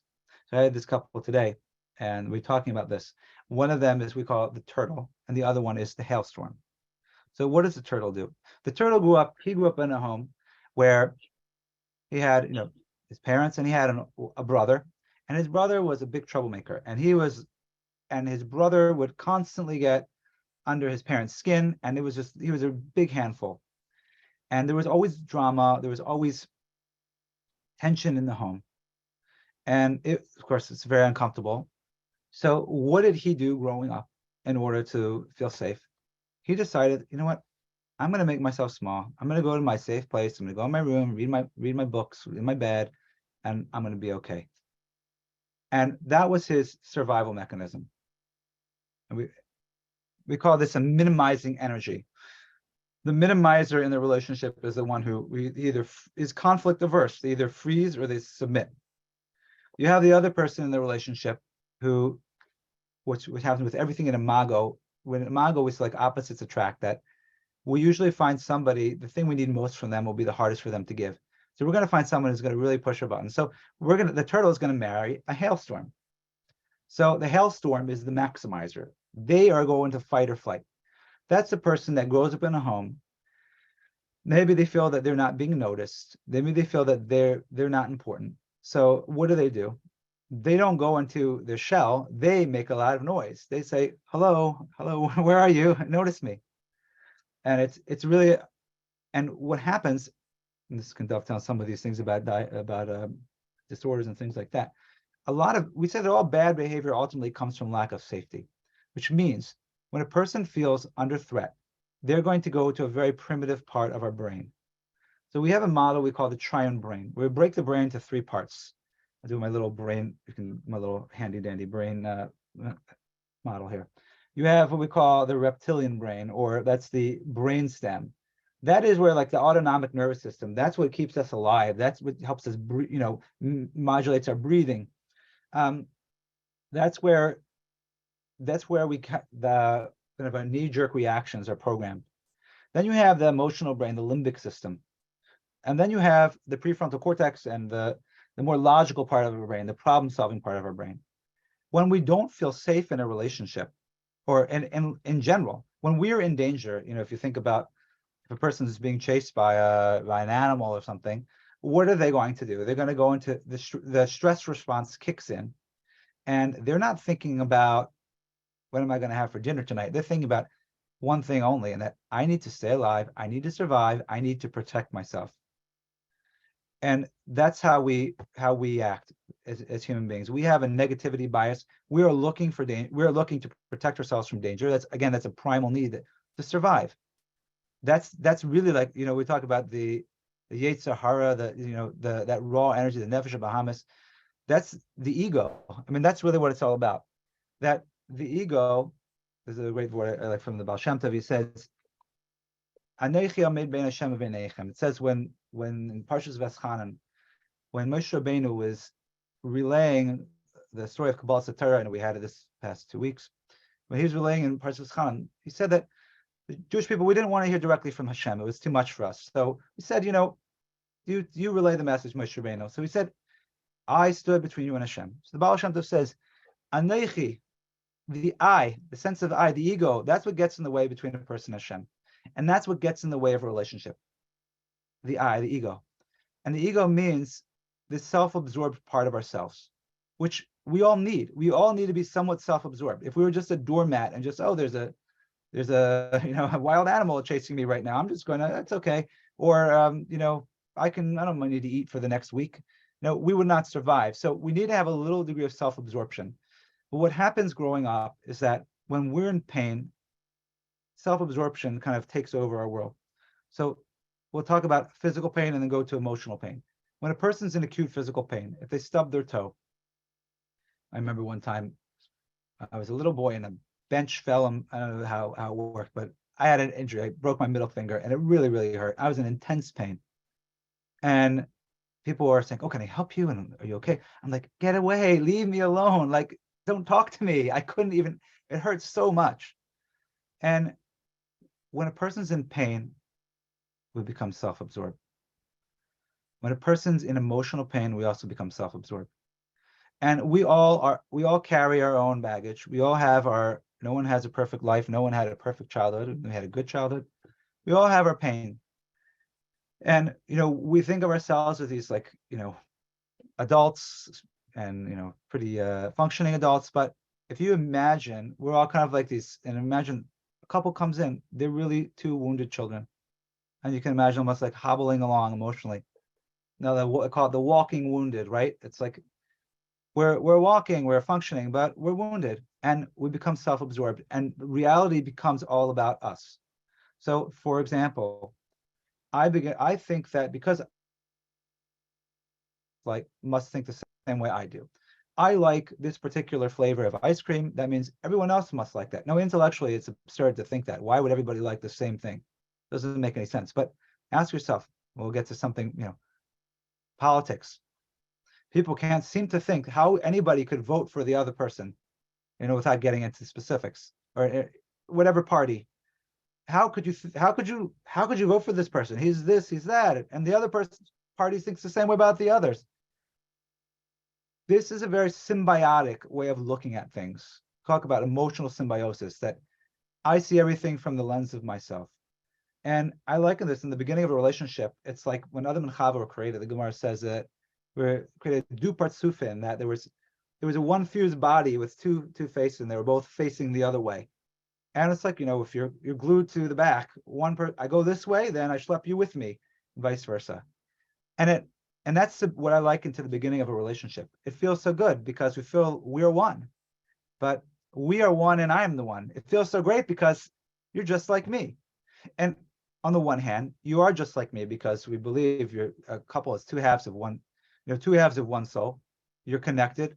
But what happens in the power struggle is when you realize that your spouse is not you. You don't agree. You don't think your spouse is not your carbon copy.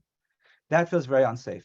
So when we feel unsafe and in the power struggle, and we go into those defensive mode, we go right back into the turtle or the hailstorm, that we call the reptilian brain or the reactive brain, which means we cannot respond logically to the situation. And which also means that if you're going to marriage counseling and you're fighting like you do at home and you're yelling and screaming at each other, then you're going to get the same result. It's like Einstein's definition of insanity, doing the same thing over and over again, expecting a different result. It's not going to change because you're still in that lizard brain. And that's why people can say, what is this with this imago? What's the difference between? I have people who have argued about the same issue for years, and they come and do an imago dialogue, and all of a sudden, I finally understand why this bothers you. I never understood until now, even though we talked about this for years, why this bothers you. I have an idea what we can do. All of a sudden, why? What has changed? Because when a person feels safe, when a person feels heard, all of a sudden they don't need to be spending their energy protecting themselves. They get the access to their full brain, and we have all the answers, which means you don't need a therapist to tell you what to do. You don't need a therapist to solve your problem. You need somebody to help facilitate your safe connection. And when you can feel safe, you can access your own inner brilliance. And together as a couple, you can decide what you want to do. And this is where it's an organic process. It's not a forced process. So the safety is extremely important. And that's why the mirroring, even though the mirroring enables you to cross the bridge and enter to the other, to leave the I behind, to leave the anochi behind, to really experience the other and not feel threatened. It's like going to a foreign country.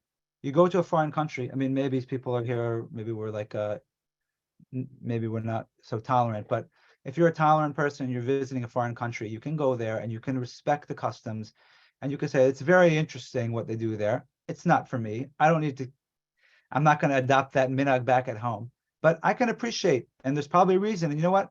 Instead of judging them, I'm going to get curious about why they do this. I'm interested. Why do they eat with their hands in this country? And I don't need to judge it. And the problem is with the relationship, we feel so threatened. We feel that because we listen, one time somebody said, if I listen to you, that means I have to agree with you. But that's not true. Listening is not about agreeing. It's about really showing up and giving presence and being there for the other person. So summing up this idea that imago is a communication technique, the process, the structure, the rigidity slows down the brain, can get you into even a meditative state where you can really connect with the other person, where you can really feel the other person, and where you can be there for the other person. And that safety opens up the horizons for the relationship, opens up the possibilities. As I mentioned in the beginning, that's the couple at our workshop, that I finally felt that you understood me. I finally felt you saw my perspective without interjecting, without offering your perspective. And if we, as we said, if we listen long enough, everyone makes sense. And if you really get where the other person's coming from, if you really cross the bridge, if you really are able to mevatel yourself and your das, your idea, then you can really experience another person, and it doesn't need to feel threatening. And that's where the healing happens. So I'll pause right there. Let's go to another live question, okay? Okay, you're on. Unmute, yeah. Hi. Do you hear Hi. me? Yes. Yes. Okay. I'm curious. I'm an older single, and all this is very amazing, obviously in theory, but as I'm dating, I'm doing a lot of my own inner work, and I'm a pretty self-aware person. And I'm already seeing a lot of like inner child work stuff come up, and not being attracted to people who don't have qualities that I'm looking, in a husband. And I think sometimes this has taken a long time, this whole process, but should I like specifically not be looking for someone who fills that like need that I'm looking for, that I already recognize is something that my parents didn't give me? And then also, as part of that question, like, should I be using the imago method in therapy? Because I'm already doing a lot of this work. Like, can it help me at all in finding the right person? Sure. Thank you for your question. So I wanted just to answer it. So 2 questions. The easy one is one of the easier ones. The second one, should you use the imago work to help you? And the first question was, should you be looking for someone to fill a need? You're very self-aware, you've done a lot of work and kind of know what you didn't get. So you're trying to find someone who's maybe going to meet, who's not going to do what your parents did and to give you what you need. And that makes it, sometimes if you know too much, it makes it more challenging. To answer the second question first, there is an imago book called Keeping the Love You Find. And it could give you a different perspective on some of your own growth work that can help you in attracting somebody and looking for someone. And I find that I do find a lot of people, and I have worked with singles before, and it's interesting because a lot of times the singles, there's a whole imago workshop that we don't called Keeping the Love You Find as well, but the singles, it's almost, when the singles do the work, start doing the work, it's almost like I feel like that they have a siyata d'shmaya that all of a sudden, I mean, I have these people that send me these old, they like, oh, this guy's been, mostly guys dating for years, can't get married. And then when he starts doing the work and becoming more self-aware, and specifically this process, for some reason, it helps people in the siyata d'shmaya that they find the right person. So definitely, I wouldn't say to stop what you're doing if you feel it's helpful. I do find that sometimes thinking about it too much can be hard, because we're working so hard to find the right person and to find someone who's going to be the right person, that we sometimes, I don't want to say miss the right person, that we are not open to the right person. And I find that sometimes it's really just about being open. And the imago work can help even learning how to be able to communicate and mirror, because what happens is when we listen, I mean, this is relevant for everybody, even if you're married. When we mirror somebody, our first instinct is to judge what they're saying or to disagree with what they're saying. And especially if we're dating, look, okay, like I'm not going to be spending months dating this person. It's like, if they don't fit my requirements or what I'm looking for, like we're done. So they start talking about, I don't know, they start talking about how they like, I don't know, Harry Potter books or something. You're thinking like, well, this person is not for me. I'm not, forget it. And you automatically kind of just shut down and judge the person without really understanding any more about them. But if you really just are present, so you like Harry Potter books, tell me more about that. I'd like to hear more about that. And they start going deeper, and then it goes back to some, touching childhood story where you learn about this person and you connect to this person in a deeper way. So maybe you don't like somebody who wants Harry Potter books, but you find you can make a deeper connection. So even the dating can change when you're not judging the person and when you're trying to get curious. So you're just having the mirroring helps do that, and just a spirit of curiosity instead of judging. Because if you do know what you want, if you've done so much work, you're going to be judging. Now you're going to be more discerning. So in some ways it's good, but some ways it prevents you from being able to really understand a person and learn more about him. And sometimes if you listen long enough and you learn more about this person, they actually could be more appealing than you think. And one other point this is going to be relevant to couples is that I would say, I don't know if this is the good news or the bad news. As much as you can try to find the right person, you're still going to wind up finding your imago. You're still going to find somebody who's going to push your buttons. So, and this dovetail into some couples that might be listening, did not necessarily have more like the Western type of, I want to say that from Shidduch process is a Western, but a little bit more traditional, maybe a bishul, they met maybe one or two times. There's no even like room for maybe what we might call a more romantic or a connection. You just kind of, your parents, think it's a good idea. They want you to schmooze with them, to see if there's any chemistry, and if it's a match, you get married. So you're going to recreate the imago no matter what, unfortunately, or fortunately. So as much as you think, I'm going to find somebody who's not going to be like my parent, in the romantic stage, you might even think that they have. I thought my wife was a great listener. When we went, she jokes that we walked around the Capitol. This was before 9/11, so before January 6th too. So we walked around the Capitol in the DC, and for hours. My wife says I talked for 7 hours the whole time. It's a little bit of an exaggeration. I let her talk too, but I thought she was a great listener. She said, I was so fascinated with everything you said. We get married and want to have a conversation. Nobody's home. Now this goes back to a childhood story for both of us. But what happened? I wasn't consciously looking for someone who would be a good listener, but let's say that unconsciously I was looking for someone to be a good listener, but I wound with someone who was not able to meet that need.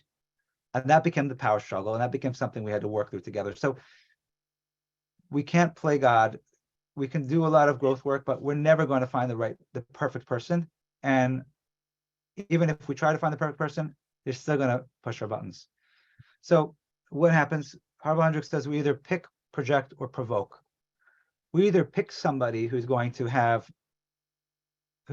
push our buttons, meaning the listening example. I never felt hurt growing up or validated growing up, so I need to find someone who's really going to hear me and get me. I'm going to fall in love with somebody who I think in the romantic stage is a good listener, but I realize that the hardest thing for them to do is to be a listener. And that becomes the struggle, and that becomes my unmet need. That becomes the growth work that my spouse has to do. As they help me heal, they grow in their inability to listen, which comes from their own childhood, challenge. That's one.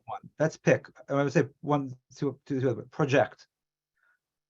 Maybe my spouse is a good listener, but because I have a childhood story that nobody hears me, I just keep repeating that, and I project. You really don't get me. It's like, what do you mean? I'm listening. No, you just don't get me. Or I provoke.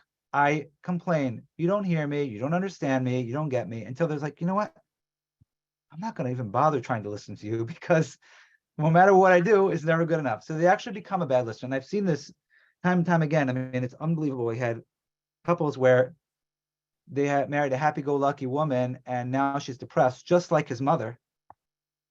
And why is she depressed? Well, I won't go into the details of the things that he did, but it's enough to traumatize somebody and to get somebody really shocked and really depressed.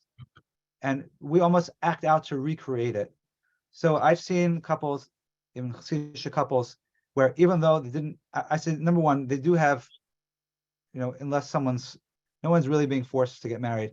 Even in India, in arranged marriage, you have a right of refusal. I know there can be a lot of pressure, but ultimately, no one's fully forced. So there's always like a little bit of, could be an attraction there to the other person or like for a moment. But even when they do this work and they start writing about their childhood, they start saying, I married my mother, even though they didn't even have the romantic stage. It's the same issues that they're having. It's unbelievable.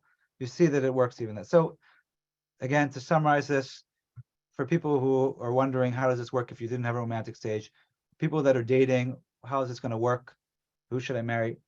You want to marry someone that you feel like you have a connection with, that you have enough in common, you have enough of, common values in a life, life goals together. But ultimately, there are no guarantees. You might think you're marrying one person and you wind up marrying somebody else. You're never going to know fully what it's going to be like. So the clue is, don't overthink it. Try to get into your heart. Try to use seichel, but allow yourself to be present and experience the other person. And Bezras Hashem, everybody who needs a zivik should find them. Carve. Amazing. Beautiful. Okay, let's go to the next live question. You're on. Can you hear me? Yeah, we can hear you. All right. I don't know if it's part of the modality or this is the main focus, but he kept mentioning that has to do with childhood. Is it always the situation? Like, I'm trying to see, like, I know, like, I would say my friend, yeah. I'd say my husband, I know, breathes his parents, but I don't think that's the same on my end. I'm sorry, I think I couldn't really understand the question fully. It sounded like you're wondering if there's always a childhood connection. Yes. And then what was the last? In both. Said? No, the question is if it's always a childhood connection in both. In both sides. Yes. Right. So it's always, my favorite couples are when they come in and everybody knows exactly what the childhood is, and it makes it really easy and very tearjerker and very beautiful and emotional and healing, and it's great. But not every couple is able to do that. There are various reasons. Imago would say that ultimately it does go back to the childhood. I would say that it goes back to the childhood or it goes back to some type of traumatic event. So for example, if somebody was married before and and their spouse left them, or they had a traumatic relationship, then it makes sense why a person would be reacting the same way in their subsequent relationship.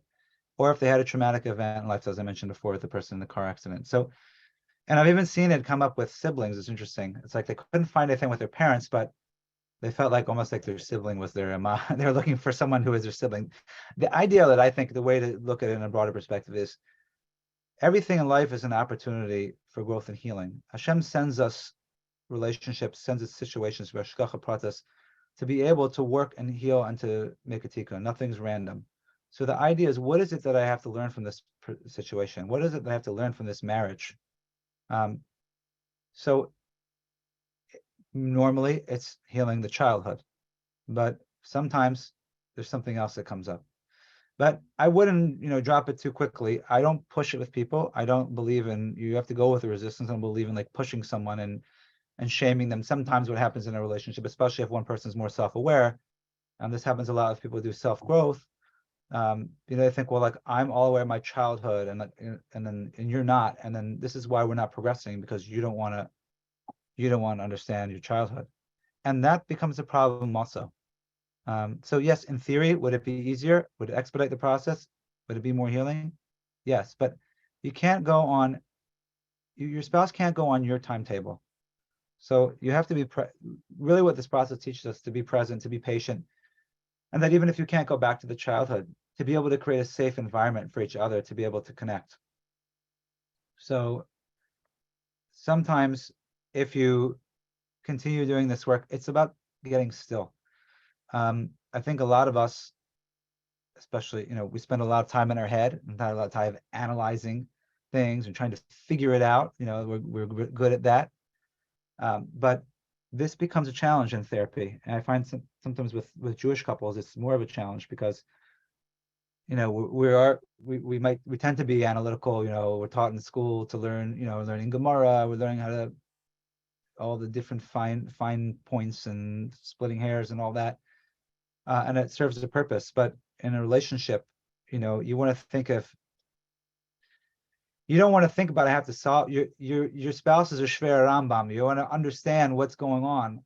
Why are they acting the way they do? What can I do to get curious about? There must be an answer. I know there's an answer. If there's a steer, if there's a contradiction, we're learning there's a steer, contradiction in something. We know that there's an answer. Maybe we just don't get it because we're not smart enough. But if we believe there's an answer, and if we can really connect, we can find that answer. So the same thing in a relationship, to be able to believe that there's something deeper there beneath the surface, but it's not for you to pull that out of your spouse. It's not for you to judge them that they can't figure it out. It's about creating safety, about being patient and being there. And sometimes it happens that if you could just sit there and be patient, sometimes we need to do like a guided imagery to help a couple go back because there's so much in their head and there's so much trying to figure it out. They're afraid to go back to their childhood. Their childhood was too painful to even address it. So yes, it's really important, but I think Harvey Hendricks is even moving more away from emphasizing the childhood, even though it really, I said blows up the power struggle very easily. But ultimately, it's about creating safe connection. And if we can do that, and we can remove the negativity and toxicity, and then bring more positivity into the relationship and have a safe, connected relationship, that's ultimately what we want. Here's an interesting question that came in. So it says, I got divorced a few months ago after many years of therapy. I've tried and tried, but to no avail. Are you telling me that it's partially my fault? This person is starting to feel guilty. Okay, so Chas v'Shalom, I'm not here to judge anybody. There's something called Gittin. There's a whole Masechta in Shas.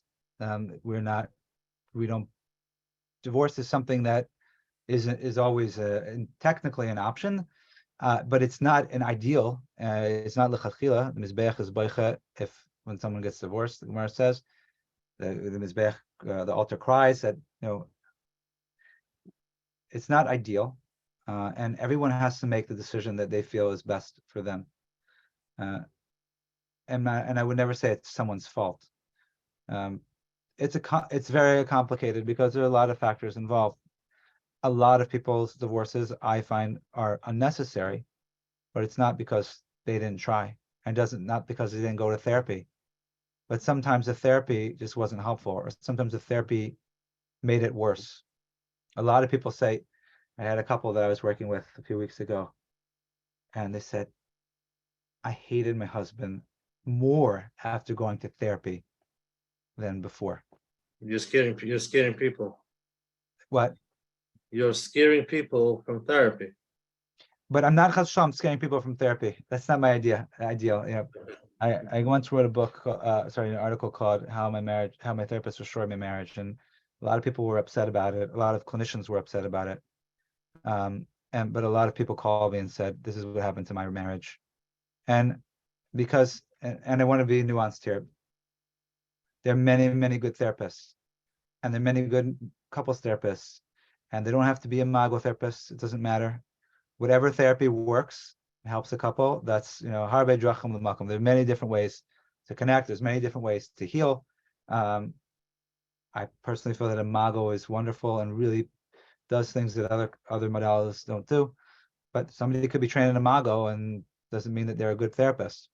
I wouldn't necessarily, because someone got even certified, I wouldn't necessarily send my child there without knowing the person and feeling familiar with them and feeling that they have, get the process and the values. So, but something that people should know as consumers, that unfortunately we don't always know what we're getting ourselves into. We think, okay, as a therapist, they know, they went to school, they know what they're doing, etc. I saw a statistic once. I actually give a continuing ed class for therapists, one in imago, and then I do one for competency and ethical issues in couples therapy. So one of the things we talk about is competency. One of the ethical requirements, for, I don't know what coaches have to do, but for licensed therapists, they have to be competent. You can't just say like, I'm not going to work with, substance abuse, because I took one course in my master's program on substance abuse. I'm not completely ignorant about substance abuse. I have couples where one person's in recovery, but they're getting help for their addiction.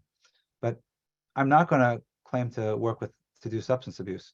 I'm not going to work with children because I don't have a specialty in that.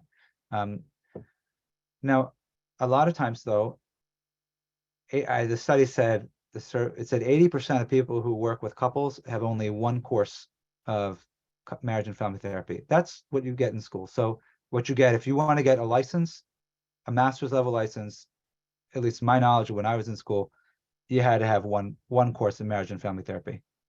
I don't remember much about that course, the genogram and all that stuff. Someone did a report on imago, but didn't qualify me to be a couples therapist. It wasn't until I did advanced training, and even when I did advanced training, I continued getting certified, continue doing training, continue getting supervision. You have to have shimush. You have to have somebody that you can consult with if you have difficult cases. It's like if somebody wants to go get brain surgery, so you're not going to go to your general practitioner because maybe they took a class in anatomy and physiology, so they know about how the brain works. But you're not going to trust your general practitioner with something so serious.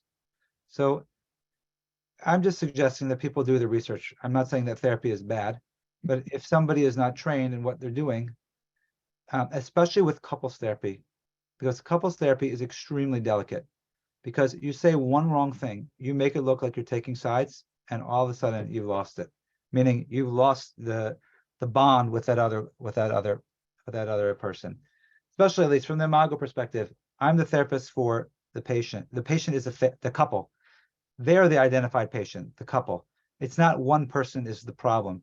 Both people are contributing to the situation, and both people can make it better.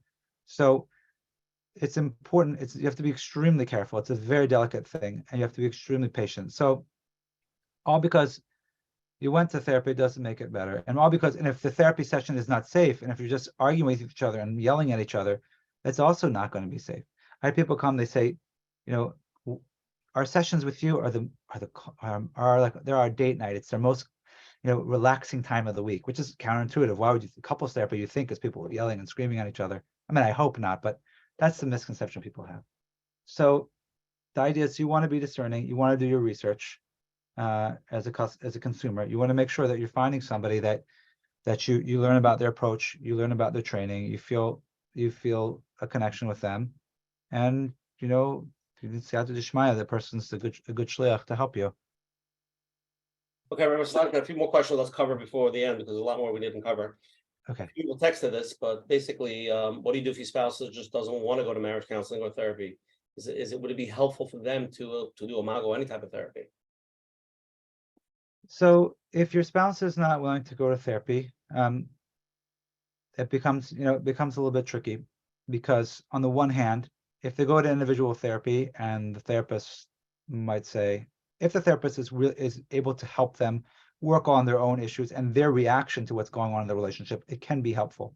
In imago, we talk about growth work, that you can do growth work on your own. Individual work is growth work. The work between the couple is healing work. Because as we said, you're marrying someone who's going to be able to heal your childhood, be able to recreate the childhood and experience it differently. A relationship with a therapist is, as much as it can be healing, it's artificial because there's a transaction there. It's transactional. You pay them, the time is up. With your spouse, you're living with them.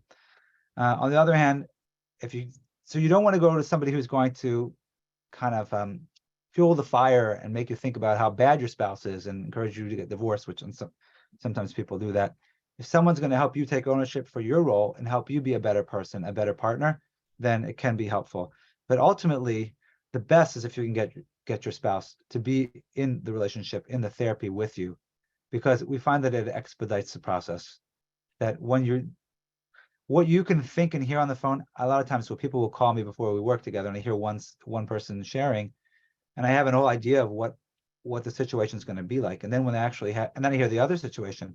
And then when I actually have them come into to work together, we're able to deal with the issue a lot simpler than they thought. But it can seem much more complicated than it is. So ideally come together. If you're not coming together, do your best to work on yourself, to understand your triggers, to see how you can be a safe partner. How can I not trigger? Because it's a ripple effect. As we said, this dynamic of the turtle in the hailstorm. When I go into my shell, then my wife feels, where are you? You're absent. I need to make some noise and put some hail on your shell to wake you up, to get you to come out. What does that make me do? It makes me go into my shell further. And it's a vicious cycle. But if one person can change, if the hailstorm can work on being a safer partner and stop hailing, if the turtle can stop withdrawing and checking out, then all of a sudden the stimulus for the other person to react is missing. And that can change the dynamic in the relationship. So yes, it's better to do it together. It's much more powerful. It expedites the process. But if you work on yourself and learn about what you're doing in the relationship and what you contribute to the space, then it definitely can make an impact. Let's do one more question. We have so many more to ask you, but it's getting late. I've been in therapy and worked out my younger life issues and traumas, but I'm still struggling in my current marriage. Can it still be connected to my past issues, or could it be just possible separate adult issues, marital issues? So the question is, are past issues Like connected? they feel like they worked out their past issues, they went through Worked their it out. traumas, the childhood, and now they're Yeah. saying that they have a marriage problem. Should they still think it's coming from there? Or it could be no, Yeah. you have marital problems, nothing to do with your childhood. Well, I find that I've had people say, I remember one guy, he said, he was a very serious person. He did a lot of growth work.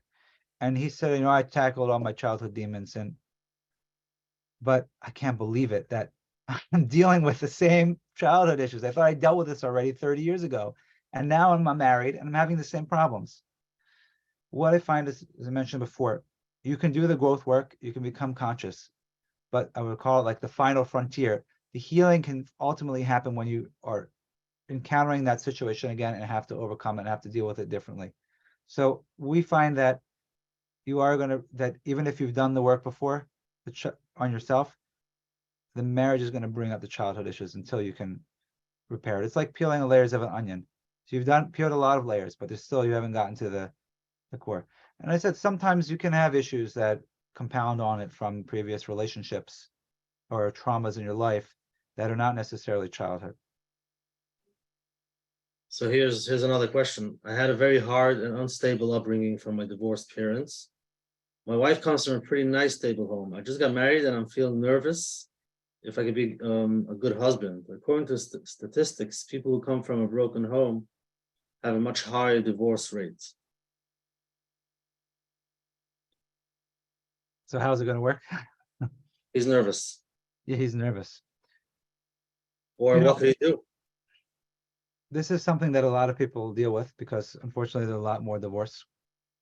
But on the one hand, a child of divorce has it hard because they had just by virtue of being, there's always a question: is it worse to be in a home where there's no shalom bias and there's fighting, or is it better that at least you're living in, the parents get divorced? Well, it doesn't really help. My wife, and anything I share, this is public. We talk about this openly and share more of our story at our workshops. But my wife's parents got divorced when she was 11. It was very difficult as a child, and sometimes she was like, she used to say, she used to pray that they would get divorced. But it wasn't better afterwards, because especially when it's not amicable, one person doesn't want it, then you wind up this happened a lot. I see this a lot, that it becomes contention if you don't work out the issues. Even couples I deal with couples that are trying to kind of even want to get divorced in a way that's a amicable way, where they or at least try to discern and figure out what's going on. It's important because it does impact the child. So the question is someone who comes from a divorced home, are they worse off? Someone who has baggage and their parents were fighting all the time, also, it's not necessarily a good situation to be in, and that also impacts the child. But I found that also, on the other hand, people who come from divorced homes, they often are more motivated to work on the relationship. The challenge is they don't necessarily have some of the tools.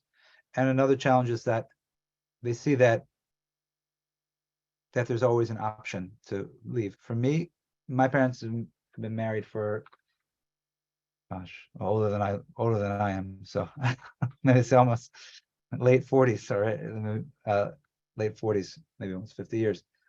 And for me, like, it didn't even cross my mind. There's no exit. There's no option. So to have that, I'm a stubborn person also, and a committed person. But when a person, my daughter just reminded me in the chat, 49 years. So now it's almost 50. So it's a different, it's not a shaila for me. It's not an option. But someone who comes from a divorced home, even if they're working really, really hard, they still see, like, okay, it might be an option. And I do see that with couples, that people who come from divorce homes sometimes feel like they have more options, whereas people who don't, it's not an option. But with that said, Imago believes that people attract people who are just as wounded as they are. So we talk about, and this is going to get too technical, but just briefly, we're all wounded somewhere on the developmental scale. So there's different stages of development. We have attachment wound. Attachment when there's this 0 to 18 months, when the baby is forming the attachment with their parents, where they have a secure attachment or a insecure attachment. And those couples are very volatile. A lot of times they don't even come to therapy. You can't get them to therapy. They can't do it. They're just so volatile and they're so wounded, like a child that was abandoned growing up. Where one becomes like the clinger, one becomes the avoider. And you have this dynamic as you go up the developmental food chain. So we find that people are wounded on the same level, or sometimes people do the growth work. So for example, you could come from a stable home. You have your own issues.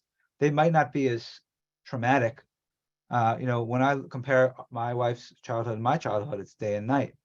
But she worked on herself and worked through the issues on her own as she grew up, which helped her get to a higher level on the food chain. Maybe I did my own work too, and we met each other, and that's where we needed to be.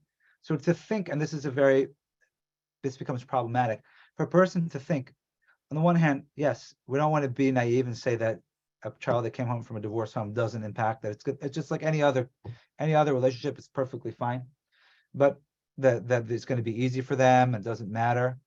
But on the other hand, to make that person the bad guy or the problem in the relationship is definitely, it's very tempting to do, but it's definitely not the imago approach, because we say that you're as I said, you're marrying someone equally as wounded. So there's this dichotomy where you think like I'm better than you and I'm more advanced than you, and that's very judgmental, and it's not helpful for the process.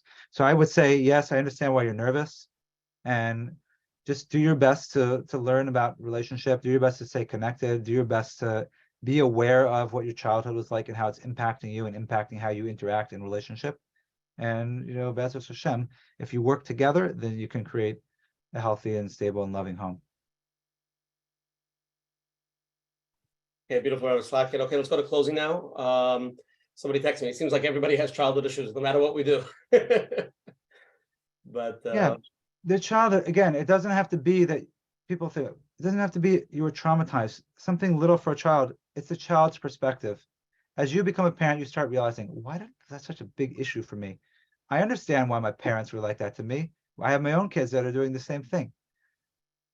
And just seeing like a child, I'll give like an example, like just a quick example. We were going down tubing down the river, and I was with my kids. My wife was waiting for us at the other end, and my youngest was with me. And all of a sudden, he's a pretty fearless guy, and he was starting to cry, and he wanted to get out.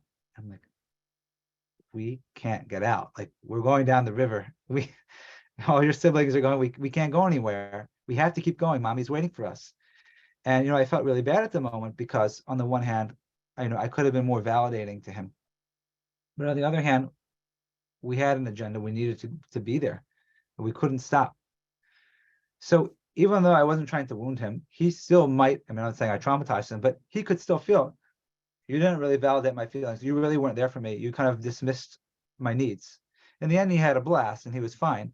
But in that moment, his experience and my intention are not necessarily the same.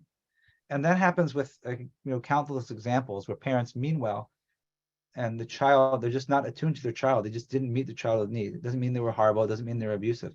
So we all have things, and some of these things are more subtle, but we all have unmet childhood needs, things we could have used more of, and we're gonna see them play out in our relationships, and that's what imago therapy posits. Okay, shkoyach Rabbi Slatkin for coming on tonight.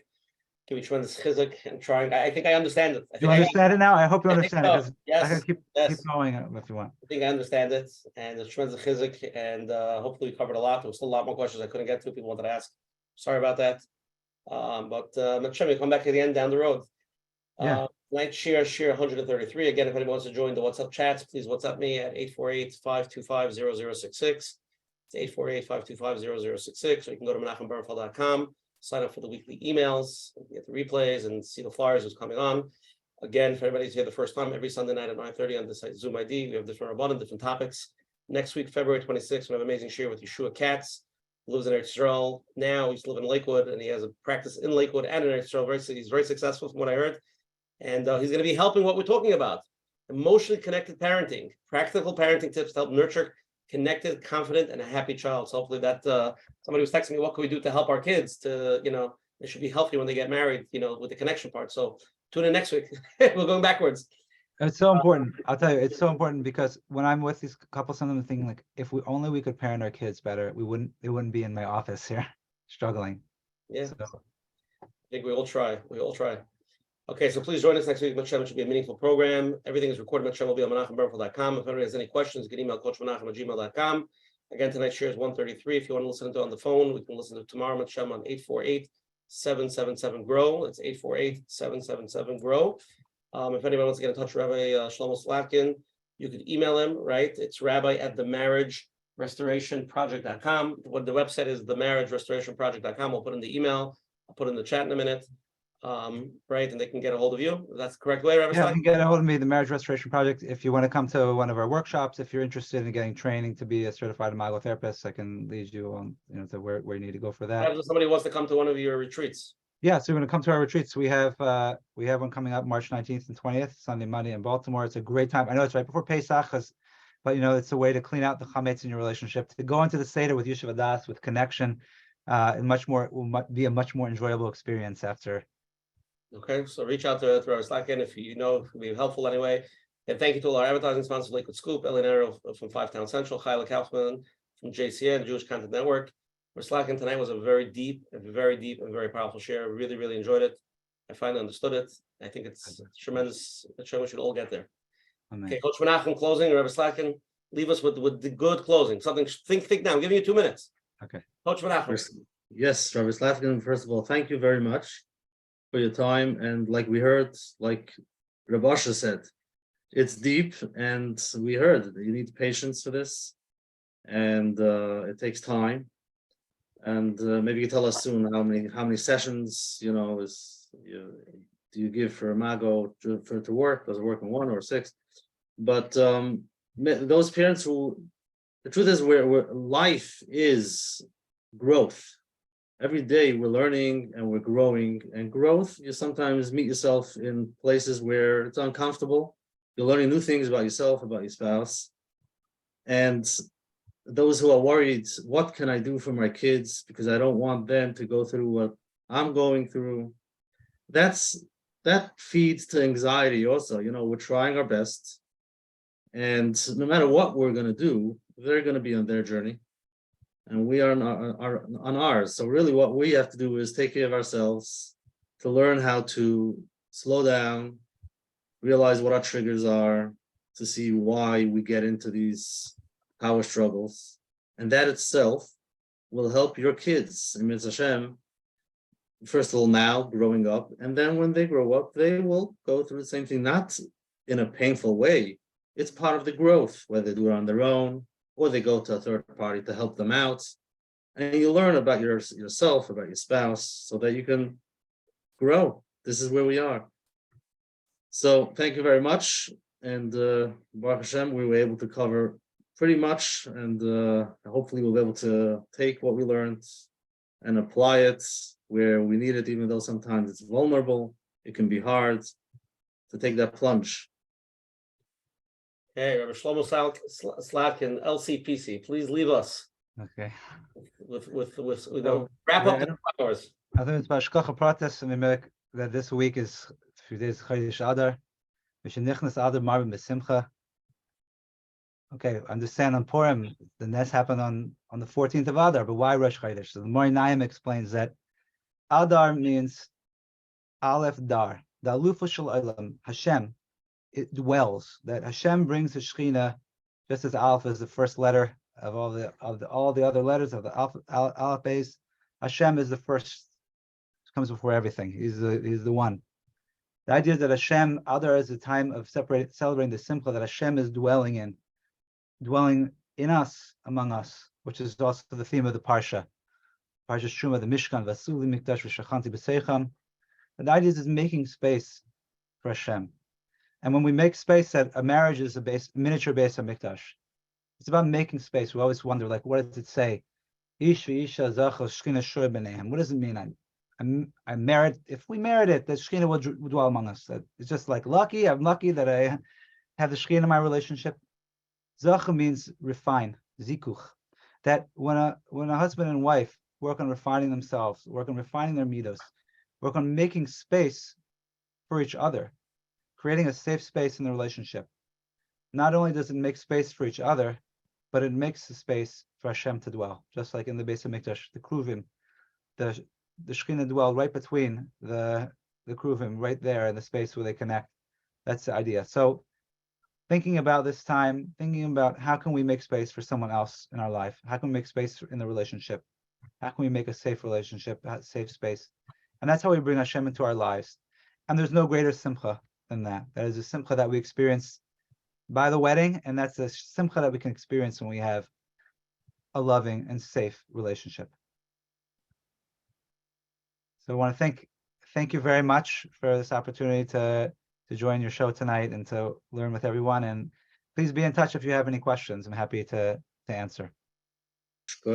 Everybody, have a good night. We'll see you much up next week, February 26th, wherever Yeshua Katz from Israel. Looking forward. Good night, everybody. Night.